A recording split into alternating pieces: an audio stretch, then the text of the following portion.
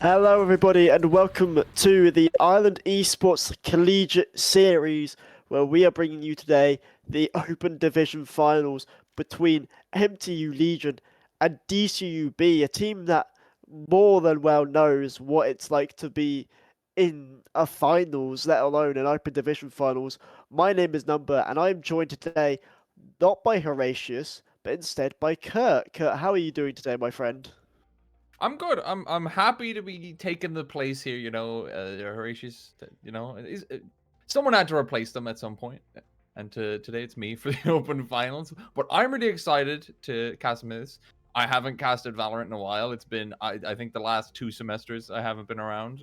I've been doing the Counter Strike. I don't know something anyways. But I'm really excited to get back into it and see what's going to happen here in the finals. Yeah, definitely so. And a big welcome back for you, Kurt, coming back to Valorant after spending time at CS. Welcome back. But today we do have a great open finals, as we said. MTU Legion against DCUB. MTU going undefeated in Swiss stage, 5-0, including a 2-0 beating of DCUB, who went 4-1 in Swiss stage. So there's going to be a little bit of something possibly going in the back of DCUB's minds, as they've already lost to this team once before. Could they do it again in the biggest stage on stream? Yeah, and it's gonna be interesting to see because with a really great record in the Swiss, you expect them to be coming out swinging, be doing super well. So we'll have to see. We are gonna be, at least for the start, though, running in a little bit of a deficit here. One of our teams is only gonna have 4. We did have to force start the match, but we'll see how that comes through. Yeah, a rough one for MTU Legion having to unfortunately start a 4 versus 5 in this grand final was definitely not the look that they would want after having such a good playoffs, being ATU Ball Brains and UCD Hydras for their spot in the grand final. Meanwhile, across the stage, DCUB beat ULGB and Super DLD TUD 2000 to make it to the final once again. And for those who remember, back in the winter semester, it was actually DCU getting to that final again against TUD, but they unfortunately lost. And there's a few players there who are on DCUB right now that I recognise from that squad. I mean, the biggest one, the one and only Fartboy, is back on this Open Division final today. I mean, how much, in your opinion, does that make? How much of a difference does that make? Because Fartboy coming in and already playing a grand final, and especially on the losing side, there's a lot to be learned from that. There definitely is. I think you obviously take your losses in stride as best you can, but it is the experience. You feel that pressure because you can't replicate that. You can play so many matches, you can play whatever scrims, you can practice your aim, you can do all of that. But if you can't play when you're under the pressure of a finals, that's when things start to crumble. And you can't, as I said, you can't practice that. You have to get to the finals to learn how to lose, and then practice your mistakes and then get back to winning ways. So this is a great opportunity to do it, especially you know DCU wanting to do it. Well, there is going to be a 4v5 to start. You don't want to have to necessarily win under conditions. You want to play the best opposition you can, but strike while the iron's hot. Maybe get an early advantage, and hopefully going forward that'll help them out. Yeah, and especially in a 4 versus 5. I mean, we've not seen that on a stream in a long while, if ever. I've only been here for the past 2 semesters. I've definitely not seen that. Maybe before there was, I don't know. Maybe you've seen one, Kurt, before. But if MTU are to win map one and then go into map two with this 5-on-5, how much of a difference does that make? Not only from a point of view of, we go 1-0 up when we field a weaker team, but also for DCU, because that would be heartbreaking, I think. Yeah, there is that mental pressure of, you are paying someone that is at an objective disadvantage, and that's tough to play. But if you're the one that's, up against that, there's also a bit of pressure to say, what if we don't win it somehow? You're like, the odds are in our favor, but we got to do it. And it really just it's so tough because you do have to adjust the way you're going to play. You have to for both sides as you realize and figure out what you're going to do. Especially on like the defender side, that's where you're going to find the most issues because obviously there's going to have to be a gap in your defense somewhere. And you have to make up for that, whether it's through aggression, through gambling a bit more, and maybe stacks or anything like that. And it'll be interesting to see how they play around that in the game, and hopefully, as we go to game 2, game 3, they can get back to 5. Yeah, definitely. And, we're going through our veto right now. First map, Haven banned, Split also banned by DCUB. But, you know, just some of these maps where MTU have been playing and been playing well on, does that change? Because obviously, we've got a 3 sites, it's already in favor of the attackers. But when you're down a player, then the worst thing for you to do, and MTU are thankful here because they have the first map pick, the worst thing to do for MTU here would be to play on a map with 3 sites, which they've just done because they've just picked Lotus. I mean, that's a gamble and a half, is it not?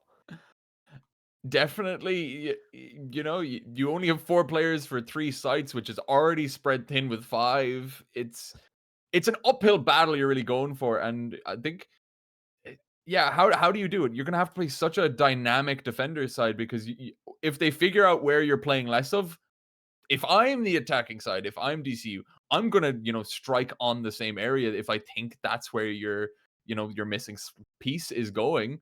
I'm gonna fight there. So you're gonna have to adjust your defense so much so that they can't necessarily find out where you're leaving open. So it's gonna also cause a little bit more issues as you can't settle into a game plan. Indeed. And just while we go through the rest of these vetoes and waiting for our second map pick for DCU, I just want to say a big thank you, of course, to our amazing sponsors, PlayAid, Red Bull, GG Machines, and Dogpatch. Thank you so much for supporting the Ireland Esports Collegiate Series as second map pick, and we will be heading to Breeze for what I believe is the first time in spring. Just trying to run the numbers in my head. I do believe this is the first time we've seen this new Breeze at all. So that's definitely going to be interesting as MTU going to pick the defending side for that. But, I mean, you're playing this map, this new map that has been played. I mean, that's, again, another gamble, but one that you would think is more favourable for DCU. Yeah, I'd expect so. Trying to throw in something new already. Maybe that they already had that in the game plan to have that kind of hidden under their sleeve to be ready to be playing Breeze. So it will be interesting. And we're gonna be ending it out on Bind as well. That will be the decider pick with DCU picking the side. So yeah, I'd be interested to see. You obviously you want to have plans. If you're picking a map, if you're not banning it out, you want to have some kind of game plan. You want to have an idea of what you're going to do, and I really hope to see what DCU can bring to the table once we get to the second map, and then Bind if we need to get there. If we need the third map, will be an interesting one, and hopefully at least by Breeze we can have 5 players on either side. But there's circumstances that might not allow for that, is there? Yeah, no, and I will say, actually, this is the first time we've seen these 2 maps on stream in spring. We haven't seen Lotus yet, only recently added back into the map pool. Breeze has been here for a little while, but we haven't seen any team play it. And then Bind, we've seen a lot of Bind, let's be honest. But also, whilst we're on the topic, we'll also mention how Mix is now back in, well, as far as I'm aware at least, Mix is enabled now in the player. So my big question to you, Kurt, as someone who hasn't been here for a little while, and perhaps is the wrong person to ask, but I'm going to ask it anyway. Will we see a Mix today?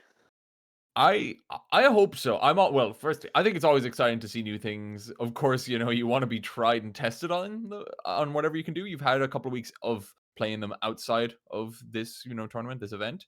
But I'll be excited to see because they have some really, really interesting effects. So I'd love to see if they can implement it. If either side can do that, it would be really, really fun because I think they have such interesting mechanics in what they're running with. So I'm always on the side of chaos, to be honest. I think if we can introduce something new, I'm always for it.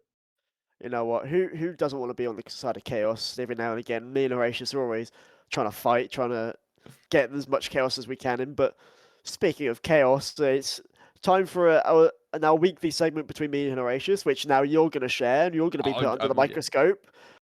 Let's do the pre-match predictions. Who have you got to win today? I'm gonna be the side of basically devil's advocate because I think DCU are going to probably lose the first map. Uh, my hope is that they can hold on long enough. We get our fifth back in the server, and then you bounce back and reverse sweep the best of three. I'm going for that prediction because that I have belief. I think there is the universe is going to let that happen. Oh, yeah. I think That's definitely not the popular opinion. I know. no. I do think. I think it will be DCU winning. I'm not.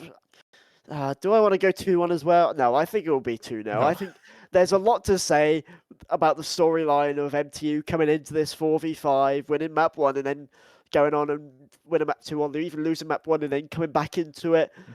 But I think that's a long shot. But again, if that happens, then you're free to put me into MTU Legion edits of the Open Division finals. Go ahead, and you can also do it for Kurt. I speak on his behalf as well. Yeah, you can. Yeah, I'll let that happen. Put us in Yeah, edits, yeah, yeah. please. Please, I beg, please. But we will be getting into the games very shortly, as we just wait for the players to be ready up. And I think it was as well, just to give you some more news on MTU Legion's 45. I believe it is Balance, the captain, that is missing out. And again, I mean, captains, big thing. Sometimes for some teams, I know their captain is sort of like captain type thing, but there's other teams I know that really do like live and breathe their captain. They are shaped by their captain. Their captains are IGL. I mean, I'm not too sure how MTU are going to take it, but from your experience casting Valorant, casting CS, what do you think about this? I think that for many teams, as you're saying, captains are a crucial piece of it. They have to be the anchor in the team in terms of mentality, in terms of how you're playing. And I think it's a huge loss to not have that because, for the most part, you're losing that voice that, when you're messing up, when you're getting a bit in your head, can pull you out of it, things like that. When you have a bad round, when the team as a whole has a bad round where you make mistakes, maybe you're playing a post plan and you fail, it retakes perfectly against you. And it's just that reset to have someone on the team that can put their foot down and say, guys, just get it out of your head. We need to move forward. Losing that can be absolutely devastating because the game, of course, it's about aim, it's about strategy, it's about mechanics, it's about all that, but it's as much about mentality and how you come at every single round and every single map. So I think losing this could be very, very bad, but I hope to see them hold strong in this map no matter what. Yeah, indeed, as I believe we are just waiting on one or two players, and actually we've just had the word from our observer that we will be getting into game in just a second, so hopefully you're all hyped up and ready for this Open Division final. And I know I certainly am, and Kurt, I'm assuming you are as well. You're Yeah, you can you're speak for me still. Yeah. you're excited enough to work, so we take that. We'll just, I don't know you'll be excited, but we'll say that you're really excited and that you've been foaming at the mouth all day for this opportunity. But we will be getting into Lotus and into the agent select right now. Oh, and I'll be interested to see. I am just going to keep an eye on for that mix because it would be lovely to be able to see it, but I'm not necessarily expecting miracles for myself. Yeah, indeed, and it's actually not a 4 versus 5. Balance has made it Oh, we to the lied. match. We spread misinformation. Balance has been able to come back in, and now we've gone from a 4v5 to a 5v5. So both these teams in equal standing. And just while we're in Agent Select, Kurt, does your prediction change at all? It would be crazy to switch predictions after saying I think they're going to win 4v5 to now that they have 5 saying they're going to lose. So that would definitely be a crazy turn of events. No, I'm gonna stick with my guns. I think they could pull out. It's definitely gonna help though to have 5. You know, especially on this defense. I'm excited to see what they're gonna bring to the table here. So far, we're not seeing a mix, which is making me very, very sad. The hovers could switch, of course, but I don't think there's anything too crazy popping up over here. And one of the things I want to point out is the fact that MTU are not running this raise. They're instead running blinks on this jet as well. That's something you don't really see enough much of. And with DCU, Cal running the raise, which is more standard alongside the Waylay, but really interested to see how they're going to play this jet. I can imagine they're going to, especially on this defensive side, they're going to be very up in your face, try and get absolutely no time or space to DCU. Yeah, I think definitely. I think that's the change. That switching out the raise and things is going to very much be pushing that. I think they're going for a very pace heavy. They want to take the space with the bodies, with a neon, with a jet, rather than area denial that you can really apply with a raise. So will change up how they want to play out, especially on this defense, because you're just going to lose a little bit of power that you might have with those kind of paint shells and things. Yeah, indeed, as we are going to be set up towards this A site. As our caster stream has just gone down, so we're back in a second. There we as We're back. we're back, ladies and gentlemen. As DCU going to be looking towards this A site. Look how much space they've already taken off of MTU towards A site. And look, now is the engage. Yeah, they got locked out and they've been re-smoked off. It looks like they do plan on pushing through though, as Cal's going to make their way out. They're not pushing too heavily. They haven't been taking the fights, but Spam through the smoke's actually going to take out Teddy Bear. So that's a huge moment to lose, as they still need to push on the side. But shots hitting very, very good so far from MTU. Blink's taking a double for themselves, and now 4v2. And it's just Shiro left with this.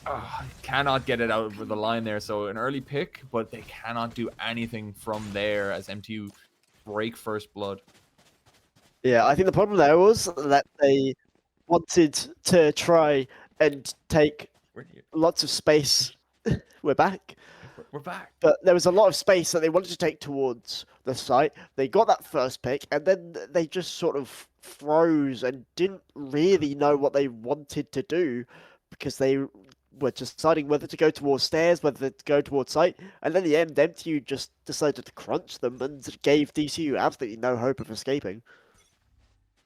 No, so great start. So hopefully they can capitalize now off of this, as on this just full pistols for DCU now. I'm just gonna try to see what they do.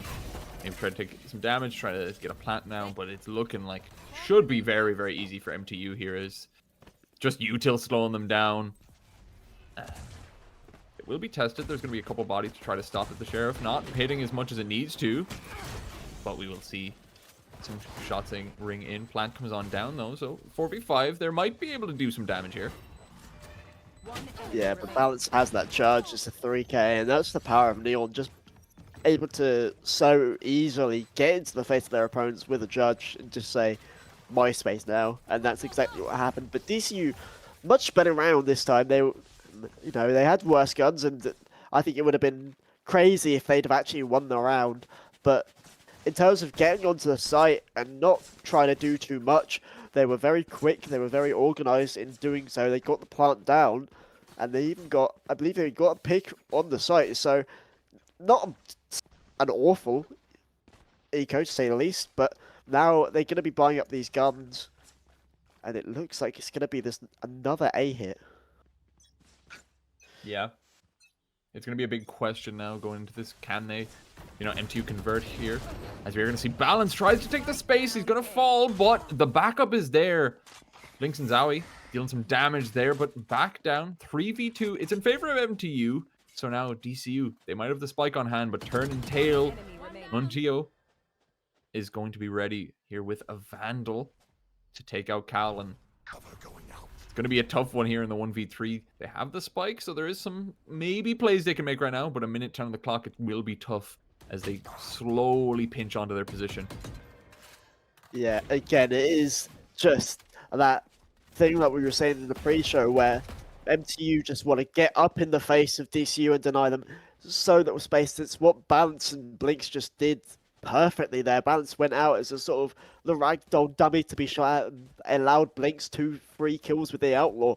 And DCU losing that anti-eco and MTU converting that bonus is really tough because you got, I mean, 3 players for DCU haven't even got a kill yet, and MTU just seem to be wiping the floor so far, and DCU need to figure out how they can contain this MTU tempo, and it's going to be another C hit to try and at least get a bit of confidence back.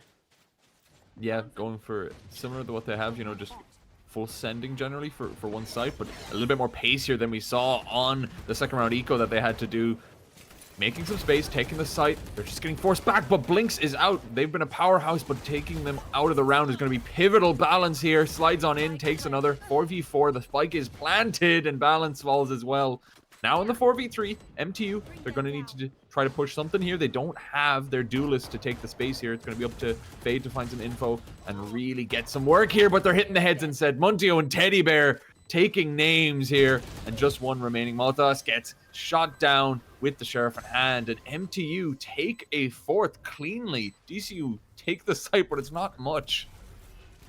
I feel like this is the flag that needs to be set down of let's just avoid A, because the A, when they try and come into A, there's so much space that MTU can just run into and get those first picks. It's so easy for them to convert rounds, but then DCU go towards C, and they're able to not only get on site, they're able to get this plant down, and they're even able to get a few picks like they did just then. And it makes it a lot harder for MTU to defend the site. You saw it was Fartboy on the site, not able to... Oh no, it's Munty on site, sorry. Really not able to do much with it, but now, again, they're going to be heading towards this A site, and surely they've got to get a round win soon. Yeah, this time around though, over towards A, they are giving so much more space, similar to what we saw on the pistol. You know, the smoke for the cross is put down and the rest of the players, but this time they're going to go through tree. They're going to take that space. Zowie gets tanked down heavily by that paint shell, so going forward, gonna maybe matter, but instead they hit an insta headshot, so low HP not gonna be a factor here. Making their way back into the site though, DCU pick up both of the defenders, so now they're into a 3v3. They should be in position to maybe get a plant here, but we do see Blinks ready and waiting to take down 2. The spike might get planted, but the Jet is on a roll as they take 3.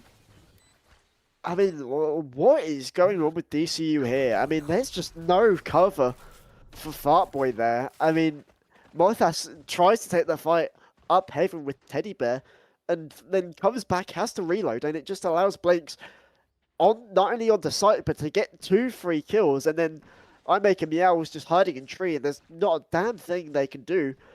And DCU are struggling on a level that I've not seen in a long while before, and now it's going to be this B hit, but they desperately need a round. Definitely.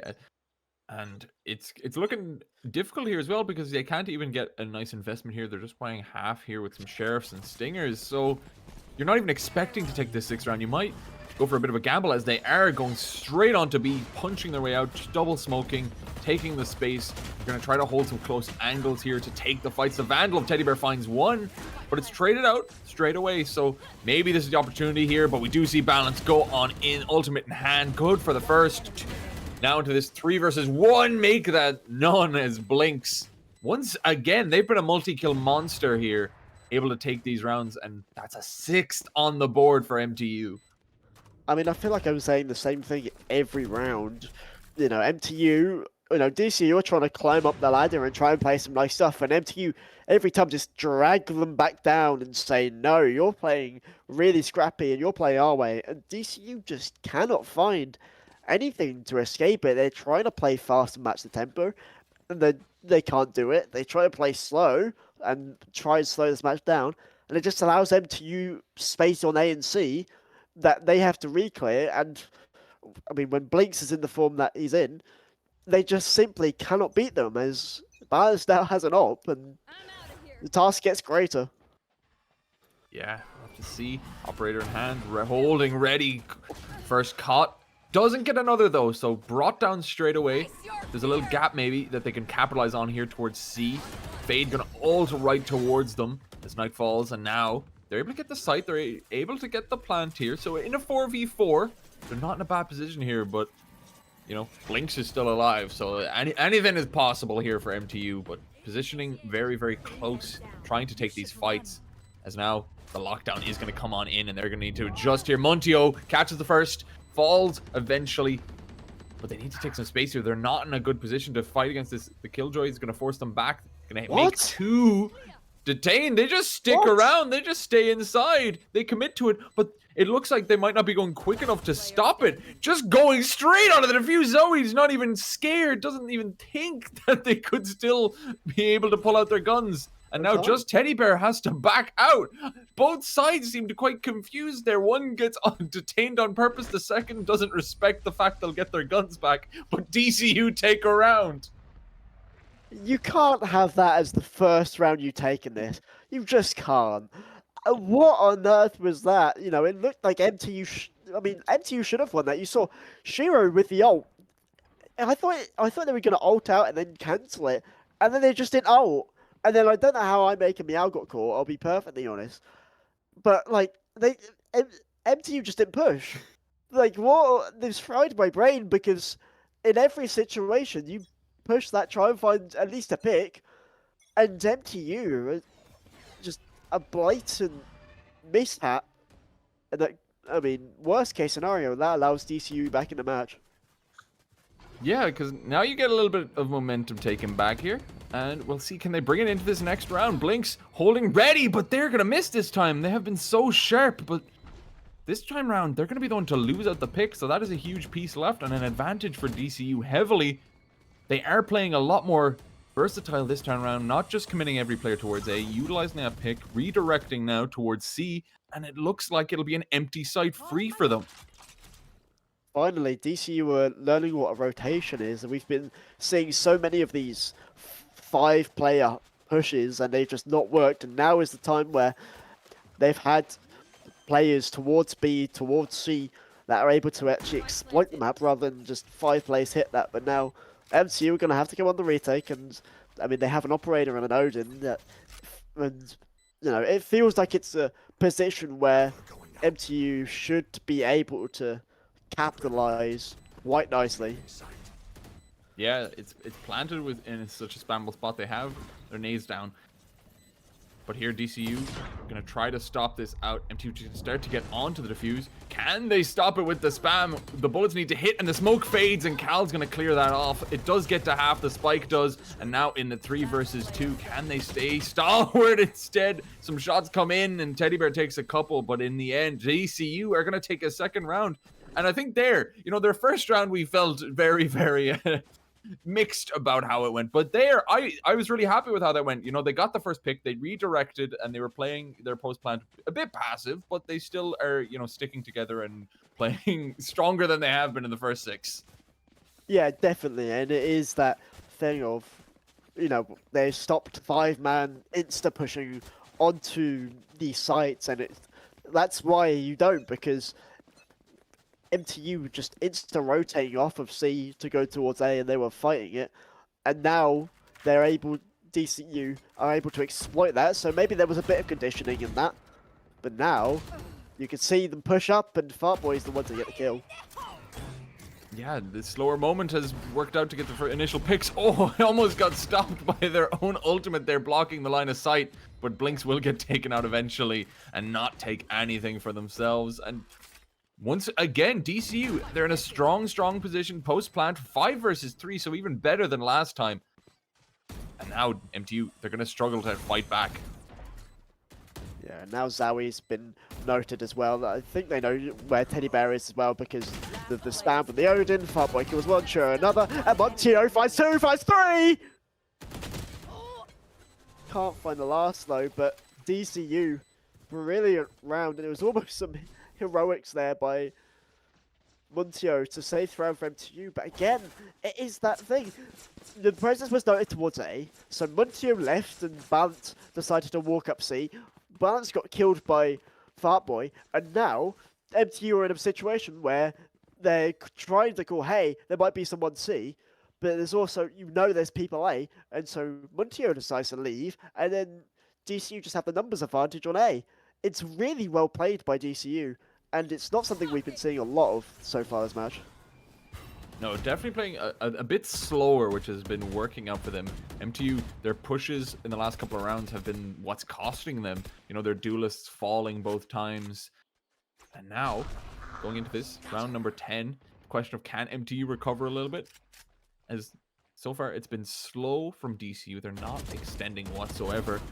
But this is going to be a huge from the shadows to be able to take the first hill. Zoe's brought down. Teddy Bear as well goes for a push with that judge, and it's not going to be enough balance. Is in a prime position here, but he's all alone, and there's going to be such a hail of players to take him out. So just Muntio now left alive, has a Vandal, gets hindered, and instead they're going to fall. So DCU get 4 in a row, and the momentum feels so heavily in their favor now.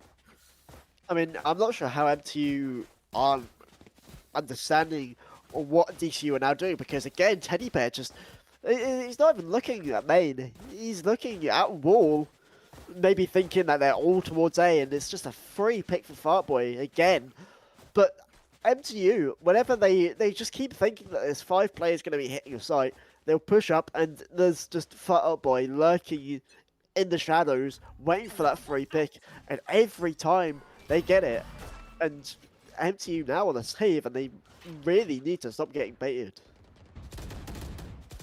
They definitely do. So adjustments need to be made. They're definitely running low on cash as well. A lot of low armors here with their weaponry, you know. So I think this is going to be the last straw. So they want to take this so that going into the last, they're not going to be with nothing in hand. And right now, Teddy Bear struggling in the corner, forced out, but the door is not going to give him away there. So brought low, but can escape, and now breaking into the C site. They will try to do blinks. Holding here, waiting for the peaks round, but great from Fartboy to take them out with the headshot.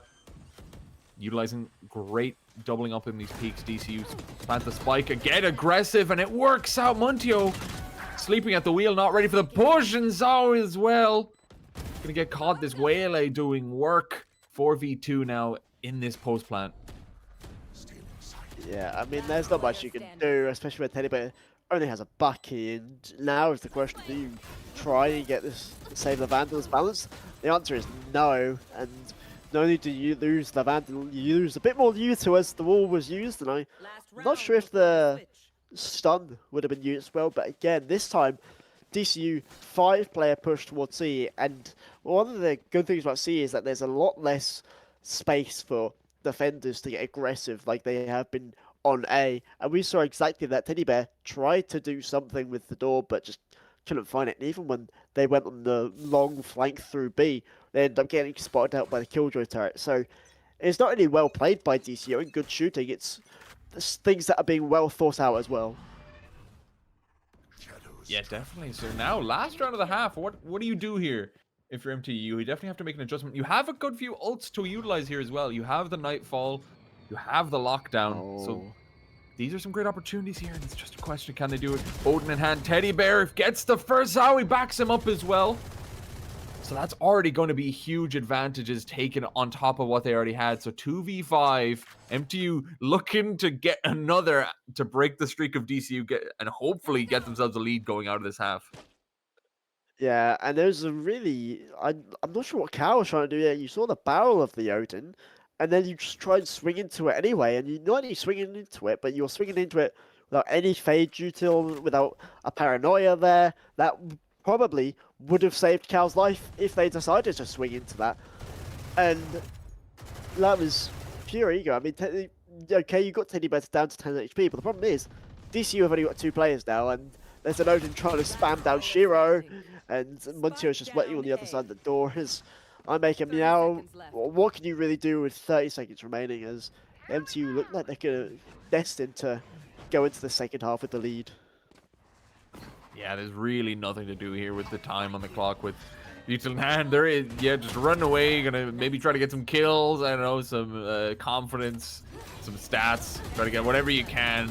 Gonna be good for the one, but that is it. MTU get a recovery, get a moment there, and they don't even need all those ults. They had a complete slew of them in hand, and instead they just take some really, really advantageous moments there and catch DCU unawares for situations that maybe they should have taken. And so now, going into this half, MTU, they should be happy that they were able to get an advantage in the end.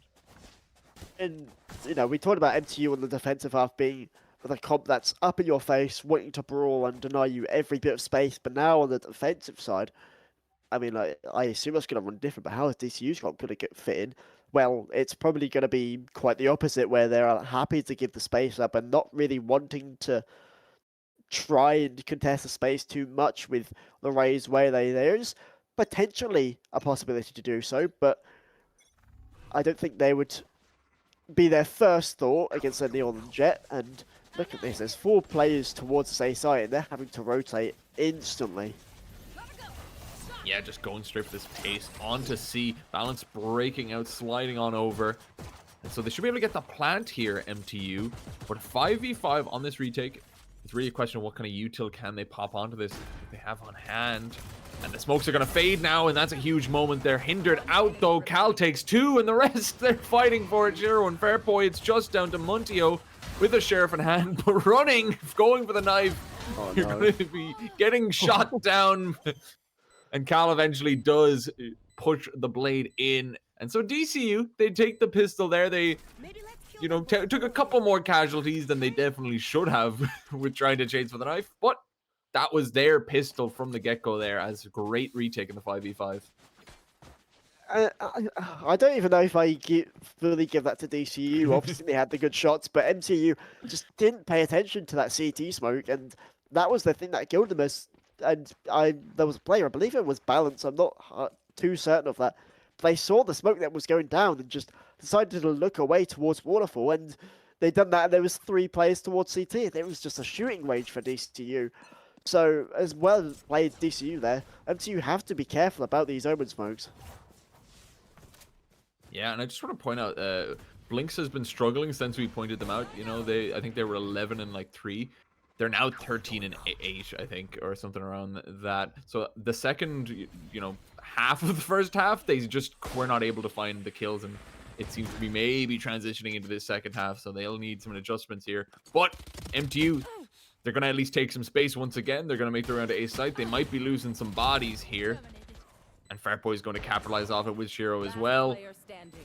There's the spike down, but great shots. Blink's going to get another kill for themselves, and Fuse comes on in. So that's a 7-7, but going into the third round, this is going to be a question of where they can find the, you know, power, where they can find the positivity.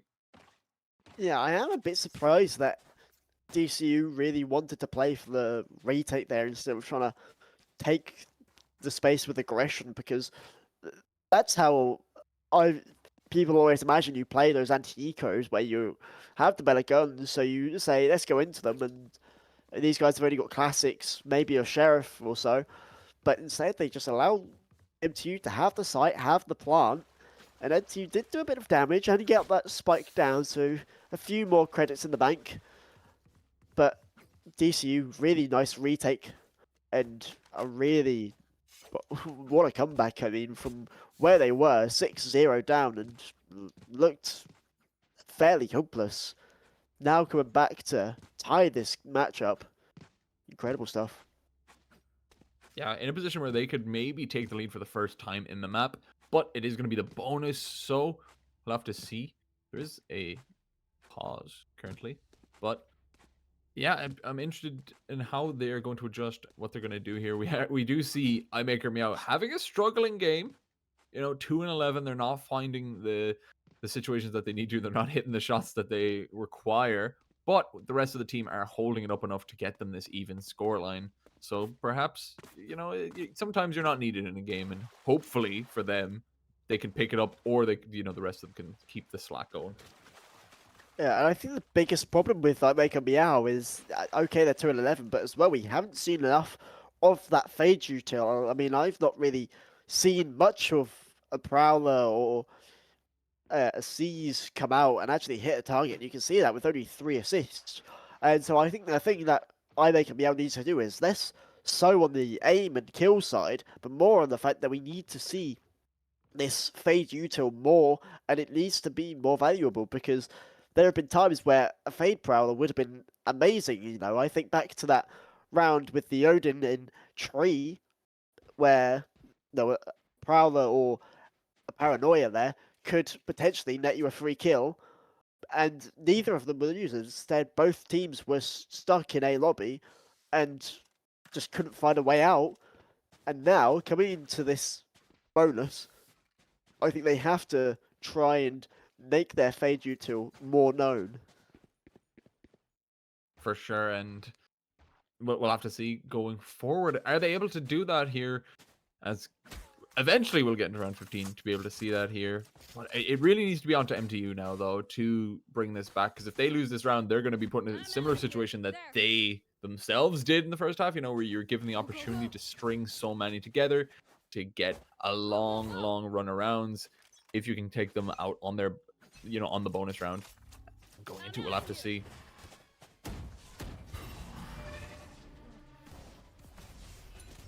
This aggression coming out from MTU here. They really want this fight, and DCU are happy just to concede all of that neutral space and get those rotations in early with Mothas and I making Meow, but Shira's going to be the one to find that first pick. Oh, they are, but Mothas is going to jump on in as the Waylay, take one with the shotgun, and now 4v2. MTU, they keep putting their all eggs in one basket, you know, going for this just push all 5 members together, but it's not going to find as much so far. They need to get the kills. This post plant is going to just fizzle out if they're not able to do it, and I make her Meow gets one. Fartboy picks up Zol, and now that's DCU ahead on this bonus. And that is going to sting for MTU there, as they just kind of ran out. They didn't really have too much heavy of a plan, it felt like, when they were taking the space. Yeah, there's been something of where we've not seen these plans really come into fruition, apart from go aggressive, try and get some picks, force them away from these angles, and apart from that, there's not really much else. And DCU have immediately read that, and I think most teams would read that after that first half, where MTU did exactly that, just on the defensive side. So now the question is, how are MTU going to change this up with weaker weapons, or are they? And are they going to try and do something different that they, I think, desperately need to here? Definitely, if they don't make some kind of adjustment here, it's going to continue to get worse and worse for them. Well, maybe they can find something here. The aggression into a collateral from Mothas. Takes out Blinks and Zoe, and now 5v3. We said MTU needed to make an adjustment, but that is just absolutely terrible way to open up this round. Even if it's just Sheriffs, you still want to find not a situation where you just break apart off of a single shot. Yeah, and again, MTU just not watching out for that smoke, and that's how Mothas is just hiding in it, able to get 2 for free. I do like what Muntio's trying on the C site, trying to just exploit some space, as Teddy Bear manages to find 2 of the Ares, brings it back just a bit. And now Bounce sprinting towards the C site as Farboy's actually left, and all this Killjoy util has been nullified. 30 seconds left. Yeah, they get a little bit too far away, and that's going to cost them the plant at the very least. Still 2v3, but this is the position where they could maybe take it. Oh, Muntio doesn't time it, but great to have the Nano Swarm online to take the fight, and that's now down to a 2v2. Make that one. Muntio gets a second headshot. They're opting for the lockdown. They really want this win, and I Make Your Meow might just have to give it away based on the timing here. Bring them down. Yeah, and again, it's the same thing that DCU did on their attack. They changed it up. They had a player on their own towards a different site, and it worked phenomenally because the Killjoy had already left. And it's exactly what MTU have done here, and it's worked out perfectly in their favour. As now Muntio, a hero once again, with I believe it was a 2K, to actually enable MTU onto the site. But again, having that Killjoy util go down from Fartboy, as they just gambled on this A hit, especially with those 2 picks from Teddy Bear, ends up costing them a round and costs them their slim lead, but definitely in the confidence to get them back, I'd say. And now at MTU, you know, they adjusted a lot quicker than DCU did on, you know, their half, in which it was 6-round string for MTU before they figured out a game plan, before they were able to take back some round. So MTU in a great spot now to fight back. Of course, there's still the weaponry for DCU. They still are going to have the guns and the abilities that they need to be able to succeed. But now, can MTU capitalize off that adjustment and continue to do so here as Motas looking to take some space, looking to push on in, gets the info, doesn't get taken out importantly, but doesn't get a kill either. So now MTU, they need to see, can they break out onto the site? Can they push it? Can they fight against Cal, who's just sitting in the back? Yeah, and well, I was going to say I like this DCU change up. We'll talk about that in a second, but Nightfall is going to be on site and MTU completely on the site, and DCU having to play retake again.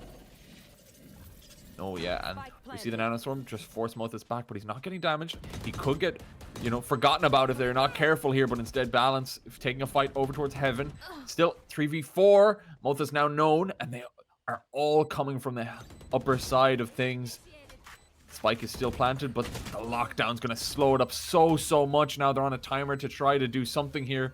The Spike is planted, and they're going to need to adjust. Balance is great for the headshot. They take out the lockdown, and now just sticking it, just trying to take it, gets it to half. Shiro's the last alive, and the 5 HP is not enough as Balance takes 3 in the round and makes it so MTU are back in the lead now. Yeah, and I was going to say during that round, I did like the idea of DCU changing up their defensive setup. We saw Fartboy towards this B side. It was actually Shiro playing on C by themselves, but was not to be is, again, Muntio towards that B site, playing havoc on the DCU mine, trying to figure out where all of these players are, and it just allows MTU to get on the site and get these kills. And as well, Balance really nice flank going through stairs, up and around to break that lockdown and get that kill onto Fartboy, as DCU will take their first time out. As I can imagine there's some memories of Winter coming back in.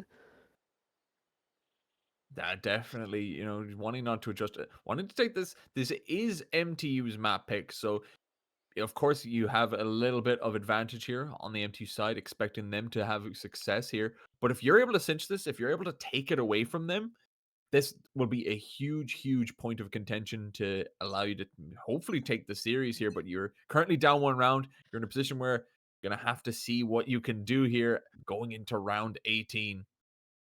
Yeah, and I think from both sides, I think I just need to see less individual plays and more of some great teamwork, because we've not really been seeing too much so far, and it looks like DCU are going to try to do it with the paranoia, and I mean, it's the right idea, but the problem is MTU are not there, and they're actually towards the C site instead. Yeah, I definitely want to see those adjustments, and hopefully we'll see more of that. Blink's just taking the space, pushing in with some speed and height. Not going to take any kills so far, but that is huge. They should be able to get a plant here now, and they forced back these defenders. Yeah. Fartboy lucky to be alive there. Bullets whizzing over their head as it's 1-for-1 trades all over. As DCU, I mean, they're retaking with 3 players at the exact same entrance to site. You think Blinks might be able to get a 3k here if they're lucky, and that's the first. Yeah, they are going to pull on back. They paced themselves away. They got themselves the dash back off the kills. And oh, that is the triple you spoke of. And it might be 4 as Mothas is then taken away as well. So DCU cannot do it once again. The timeout isn't the fix that they needed it to be. And MTU get double digits off of a fast-paced C-take. Yeah, and again, they've reverted back to how they were playing DCU. They've reverted back to playing only a killjoy towards C, and they're playing 3 towards A, and it's not been working out because it gives MTU a headache on A, sure, but Muntio is learning to look towards C and B to try and find out these players' positions, and it's just not working because, well, it is working very well, sorry, I should say, and then MTU just rotate whenever they need to, and DCU don't have a chance, but Cal giving them a chance there. Oh, the Waylay tries to dash in, tries to be cheekier on the door, but it's not going to be the way forward as they are taken down. So now 4v3 DCU, they don't have the weapons they necessarily need either. So this is an uphill battle that they will struggle very, very much with. Taking the space, though. Fartboy is good for the first here. They're taking the fights. Shiro as well. So now to a 2v2. Paranoid out. Can they take it forward here? Trapped in tree. They're going to take the shots. They have the Vandals. I make her meow now. Brought it to a 1v1 teddy bear in the tree. The Prowler is thrown forward. Taken out. Trying to use it to cause a diversion. Picks up the Stinger. Takes out the last. DCU now taking it down. That is a defuse on the board and a 9th in an unexpected round. Yeah, I mean, DCU, very lucky to win that as well. I'm making Meow coming up huge after Shiro tries to make a sensational solo play and just gets absolutely sat down there by the player in tree. But it's well done from DCU, and I've been very critical in this game so far. But the two players that I've not gassed up much is Fartboy and Muntio, giving Killjoy masterclasses on attack and defense. Just these perfect lurks, these perfect late timings that are catching both sides off guard completely. Just a really well worked execution just coming from the Sentinel.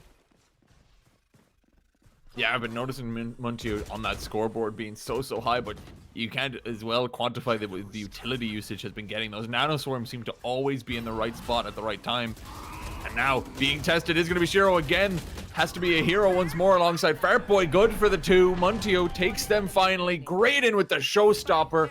Not actually going to be the one to take it though, as Mothas is the one to bring down Muntio.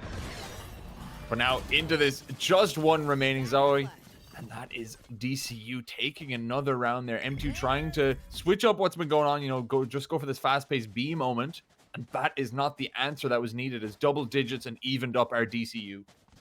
Yeah, and that is some of the teamwork that I've been really craving for this game, is the crossfire on B between, I believe it was Farboy and Shiro, really coming in clutch and just disabling the MTU B fast hit with ease. And that is some of the teamwork that I've been begging for this entire map. And finally, round 20, we've been able to get some of that. But now they have spread out, and DCU playing with 3 towards A, wanting this aggression, and MTU taking it slower this time. Yeah, just really pacing it down, switching up what they're going for. MTU just trying to poke and prod in some areas as well, but no one is knocking because of that passivity, and it's so many players holding central towards B because they have so much control towards A now. So they're really giving themselves a great opportunity to rotate as needed. MTU here, or at DCU here, as MTU start to take space, start to break some util, try to draw people away. Yeah, but the problem is that smoke came in and DCU wanted to rotate with it, but the problem was Balance destroyed the trip and the alarm bot on C, and so now DCU, instead of rotating, have actually decided to just stay planted where they are, but it doesn't matter when Blinks gets the headshot on Cal. But now DCU are coming in with these rotates. But actually, MTU are going to head back, and they're going to have to go into Fartboy here. This could be disastrous. And look at this, DCU have read this perfectly. The TP from Shiro, this is a perfect read. It is. They're going to stack it up, and that is the right call right now. Going to take... Oh, we got to not catch the hunt in time, so it gets revealed, but maybe they can still fight out. Balance and MTU taking the shots here, but the defenders are falling as well. Zowie takes out iMaker Meow, and it's just Mothas trying to see what they can do. Throwing some util ahead, taking the fights, but the Vandal doesn't hit the mark it needs to. So MTU, against the odds of the stack, hitting the shots they need to, take the lead once again on 11. Yeah, that was a real test of brains versus brawn there, and this time it was the brawn that wins because DCU had the rotations coming in. They had the Shiro using from the shadows to assist Farboy in holding the site, and DCU, they were up for the scrap here. They wanted to try and contest this plant, but MTU, the brawn of this match, coming in and just saying, we want to fight hard, and that's exactly what they've done. And this is a poor start for DCU on round 22. It really is. They need to get this round. They don't want to have to give this away. They don't want to give away the moment of the map point. So now, MTU, they're going to still continue to take space. They're even going to have the lockdown to keep it alive. iMaker Meow is on an absolute island here, so we'll need to run on back. And the patience of MTU just waiting for it out, not trying to push and catch people off during it, does mean they can get the plant in this 4v5 now. It's going to be such a struggle for DCU to take it, especially with Mothas falling.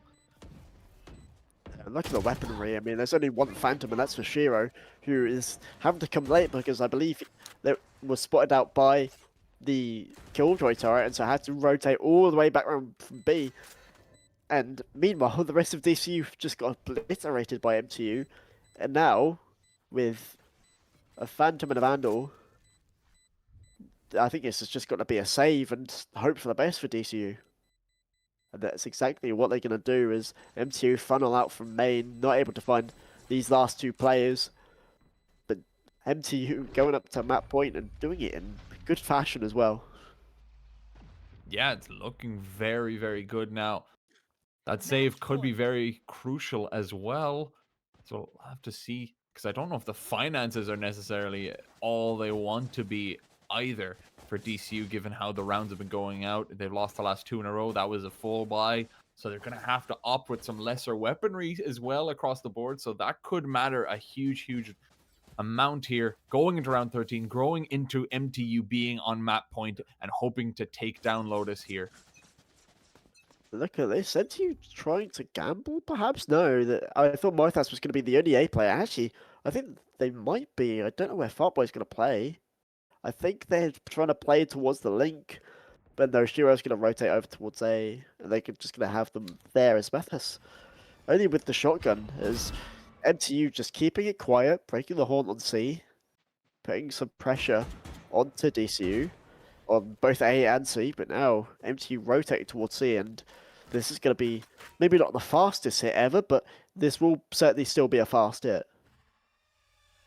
It does definitely look like that's where the setup is. We see Blinks rotating on through as well. So it's just how quick do you want to take this as Balance pushes on in. We still have Cal ready. Double. Oh, not double. They hit the head, but not the kill, it looks like, as Balance takes them out though. But that is not necessarily how you want to start this out though. Lockdown comes in. But look at the way that MTU are running this. They have the space made by Teddy Bear. The no detain means you know something's up, and look at he's being ready there. The Omen as well. Over towards B. They're all across the map, and MTU are the ones able to take it over the line. Yeah, and I'm not sure how DCU didn't read that from the shadows there. In complete honesty, I thought it was fairly obvious that that would have been where they were going, but no, very well played from MTU that final round, and you saw Blinks staying towards B and getting that kill to Fartboy, and really just that completely disassembled the DCU defense. They were being pulled one way and then another and then one way, and oh look, all these players are here. All of a sudden, we're all dead.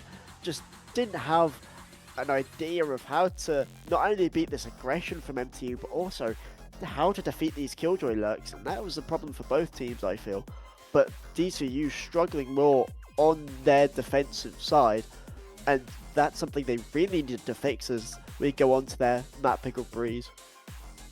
Yeah, for sure. And Either way, try to put that first map out of your mind. If you are DCU, you got it close. You really pushed it, but just couldn't do it in the end.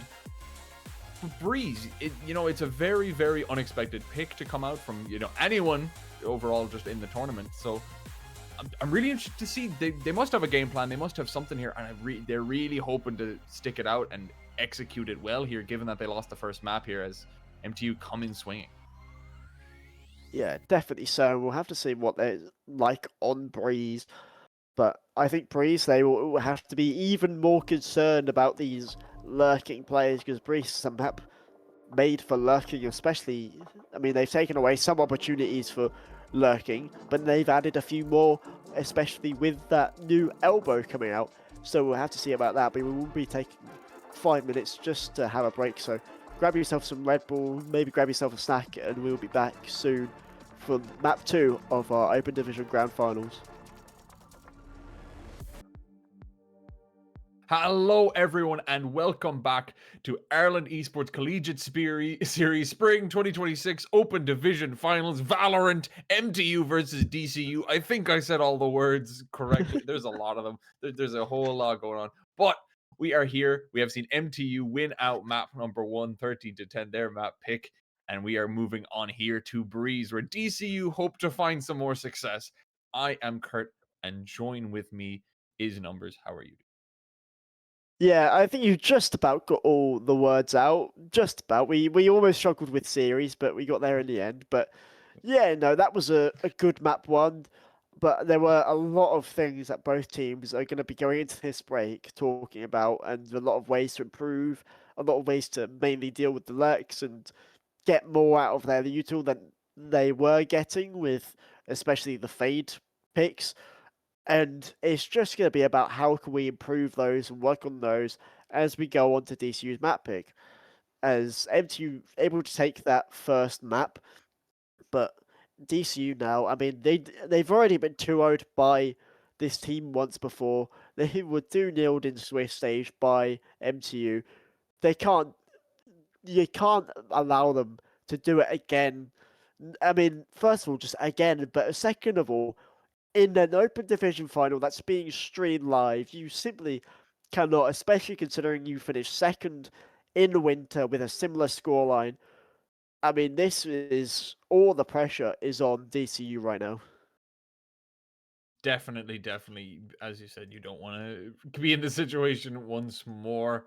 And so, what are we expecting here from the Breeze? What do you think? I think they're going to be starting. I'm just trying to check side selection just to make sure they're going to be starting on the defensive side. Is there any, or the attacking side? Sorry. Is there any kind of expectations you have coming in terms of the draft? How they're going to play it out? I mean, we've not seen Breeze at this stage in a long, long while, especially not this new Breeze with the new changes. It's going to be interesting to see what both teams pick, but I think we could expect, at the very least, a Jet from someone, probably Blinks. Um, done phenomenal on that Jet Sova as well as Muntio is looking at. I wouldn't be surprised if either team decides to go without a Sentinel. I mean, the Viper is basically going to do that job anyway. Zoe, sorry, holding that Clove is interesting, especially with all the recent Clove nerfs that happened. As it's actually going to be I Make a Meow going over to the Fade now. As Fartboy hovering that Cypher, definitely of interest, we'll say. Yeah, I'm just checking what exactly everyone's going to go with. Yeah, we do have Fartboy locking in that cipher here, so opting instead for that instead of the double controller.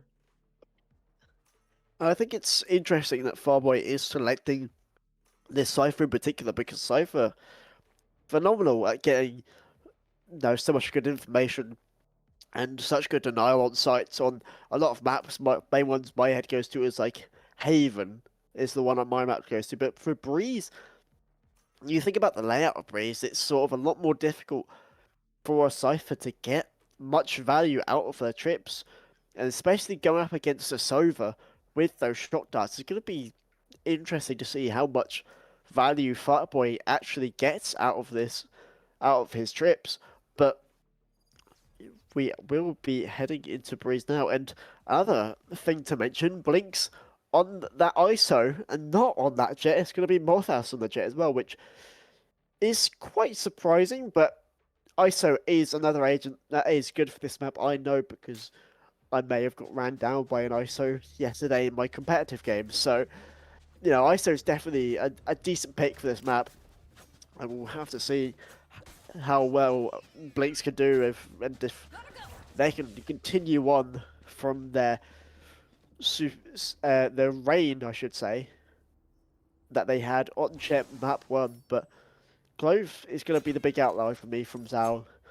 After all the nerfs to Clove, and especially with the after death smokes, it's going to be interesting to see how that agent is played. Of course, and now going into the pistol, we'll see exactly how the defense is going to set up and what the attackers are going to opt to do here as they slow walk, majority going towards A here, but a fight towards elbow as the aggression comes on in, and Balance takes out Fairboy to start. Still, they might be able to take the space here towards A, maybe get a spike plant, maybe get some damage done, as iMaker Meow will be able to open it up there. And the Neon as they get traded out though. 3 versus 3 made, Spike going to go down, and now Shiro looking to try to cross them off as the wall comes up. He gets taken down from Blinks to left, and now Kalamothas working together in unison. Zoe gonna shoot here, ghost in hand, spamming out, not finding the headshots though, and now sneaking around, making the steps, does fake out the defuse, hoping to hit the shots. Good to take out Mothas, but Cal finishes it out, and DCU, they have the disadvantage to begin with, but great take on to A, leads into the pistol. Yeah, that was extremely worrying for DCU. Fartboy going down almost instantly. All that Cypher util just gone. They tried to take that fight towards B elbow and didn't expect 2 players just to be there. I mean, that was scary. And DCU, that was the time when they decided to hit the go switch, and it worked out because I think MTU were caught a bit off guard with how aggressive DCU had wanted to be after losing their Cypher. But now it's going to be this another hay hit with better guns, and as well with these Viper Cypher, you do essentially have 2 agents that could potentially be lurking anywhere on the map, and not only from mid, from B main as well. So there's always going to be this threat from MTU. But as you saw last round, they capitalized and done a lot of good things about that. Well, as Chiro's the first one to find 2 on 7 HP. Yeah, they're not going to be able to finish it out with that shorty, and now from the get-go looking like it was in a DCU, but MTU, they're able to at least pick off 1, recover a Vandal, upgrade the weaponry, and now can they keep it alive? Can they do anything? As Muntio, who was an absolute powerhouse in game 1, is now going to continue to try to capitalize 3 versus 3. Huge positions to try to fight this. No armor for Muntio, but they don't even need it. This Vandal has found 2 after the Sheriff pick-off. And now, going into this, it is the low HP Shiro. But they're not taking the fights. They're not going too deep here. Fartboy is playing heavily confident. And that confidence is going to be taken down. Going to try to stick in the snake bite down to 1 HP. He doesn't have it. And that is going to be around for DCU. But MTU, and more specifically Muntio, made that competitive. I mean, that was disastrous from DCU. You get 3 picks off the back, and then there's the one player you really don't want to go down. The player with the Vandal went down and just allowed Muntio to farm, and I think that was really winnable for Muntio. You know, I mean, they still had that shot dart. If they were, and they knew where Shiro was playing, they could have just sent that main, and that's a free kill. But not wanting to take that, as DCU just about convert the anti-eco, but now, I mean, they're broke coming into this bonus at MTU. Not only have the weapons, they're full of confidence.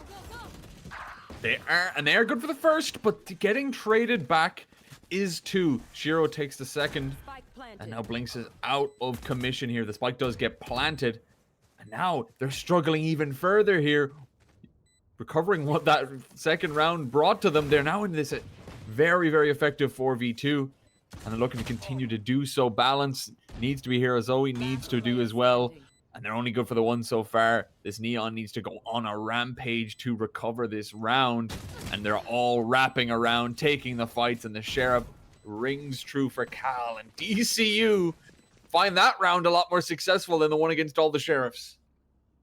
Yeah, I mean the problem that MTU are facing right now is that the first one going down is usually Teddy Bear, who's playing on these sites, and the thing with Viper, we see this in Tier 1, but in particular with Nats, that no matter if you're attacking or defending, Viper can be used to lurk and be used as this sort of backstab threat, and Teddy Bear just isn't really upholding that role and is instead playing on the site, trying to be this anchor, and just not able to do so.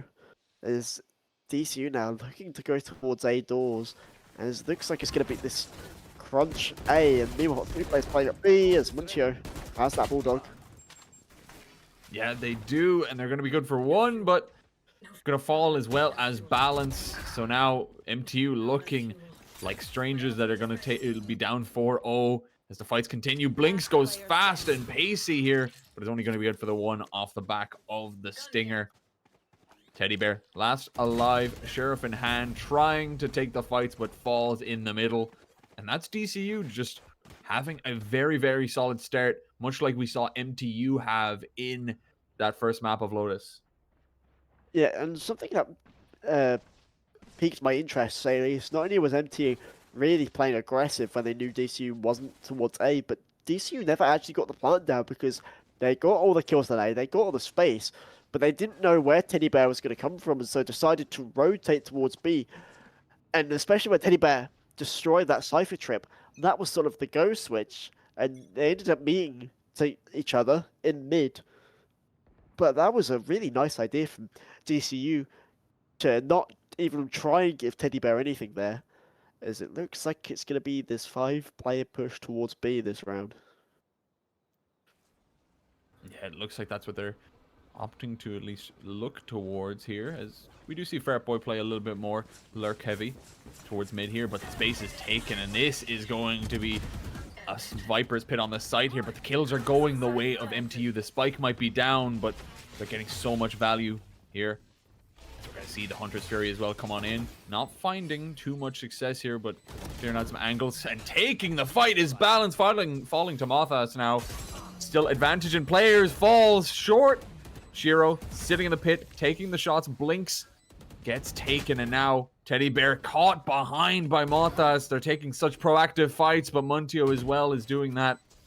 And now 2v2, but they're stuck in the pit. They're trying to find the Viper, and they can't do it here. Sitting back is Cal with the Hunter's Fury, so it's not even like the round is said and done if they can do it. And they're even going to opt to finish it out, and Shiro finds the third. 5 rounds for DCU as the B side falls. I mean, that was just poor from M2. You get the first 2 picks onto Fartboy and I believe it was my maker Meow, and then it's just one by one by one. We all go into the Viper's pit and we all die. Like, there was no coordination between them, and it's 3 kills for Teddy Bear and for Balance and Zal, who were just sat in that Viper's pit, not needing to do anything because MTU are coming to them with their hands raised essentially. And it's just free pickings for DCU, and MTU really need to get their teamwork together here because, I mean, this is a blowout so far. Yeah, so far that is everything out of the way for MTU. Even now, they don't have the weapons that they want on hand. They're just trying to buy up here. That is going to be ISO ult hitting, and Cal is going to be faced to try to do it. The double tap is online, and it is barely enough to do it. As that is now an man advantage there, so they turn it into a good situation as the fight starts to be taken towards A. Muntio with the Sheriff again. Taking the fights here. Blinks finds one before falling, and now 4v2 coming on in is Balance ulting on in. As now last alive is Mothhouse taking the shots, dealing some damage. Now in the 1v2, it's going to be a struggle though, throwing forward the smokes, dashing on into HP, a Vandal in hand. Ready for Zoe to be peeking around, but they do hit it. They break the streak, and MTU take the round off of the back of some really strong early shots. They're 2 HP! How are they finding all this value? I mean, you looked like you were going to be able to keep 3 guns going into round 7, and you end up keeping 1.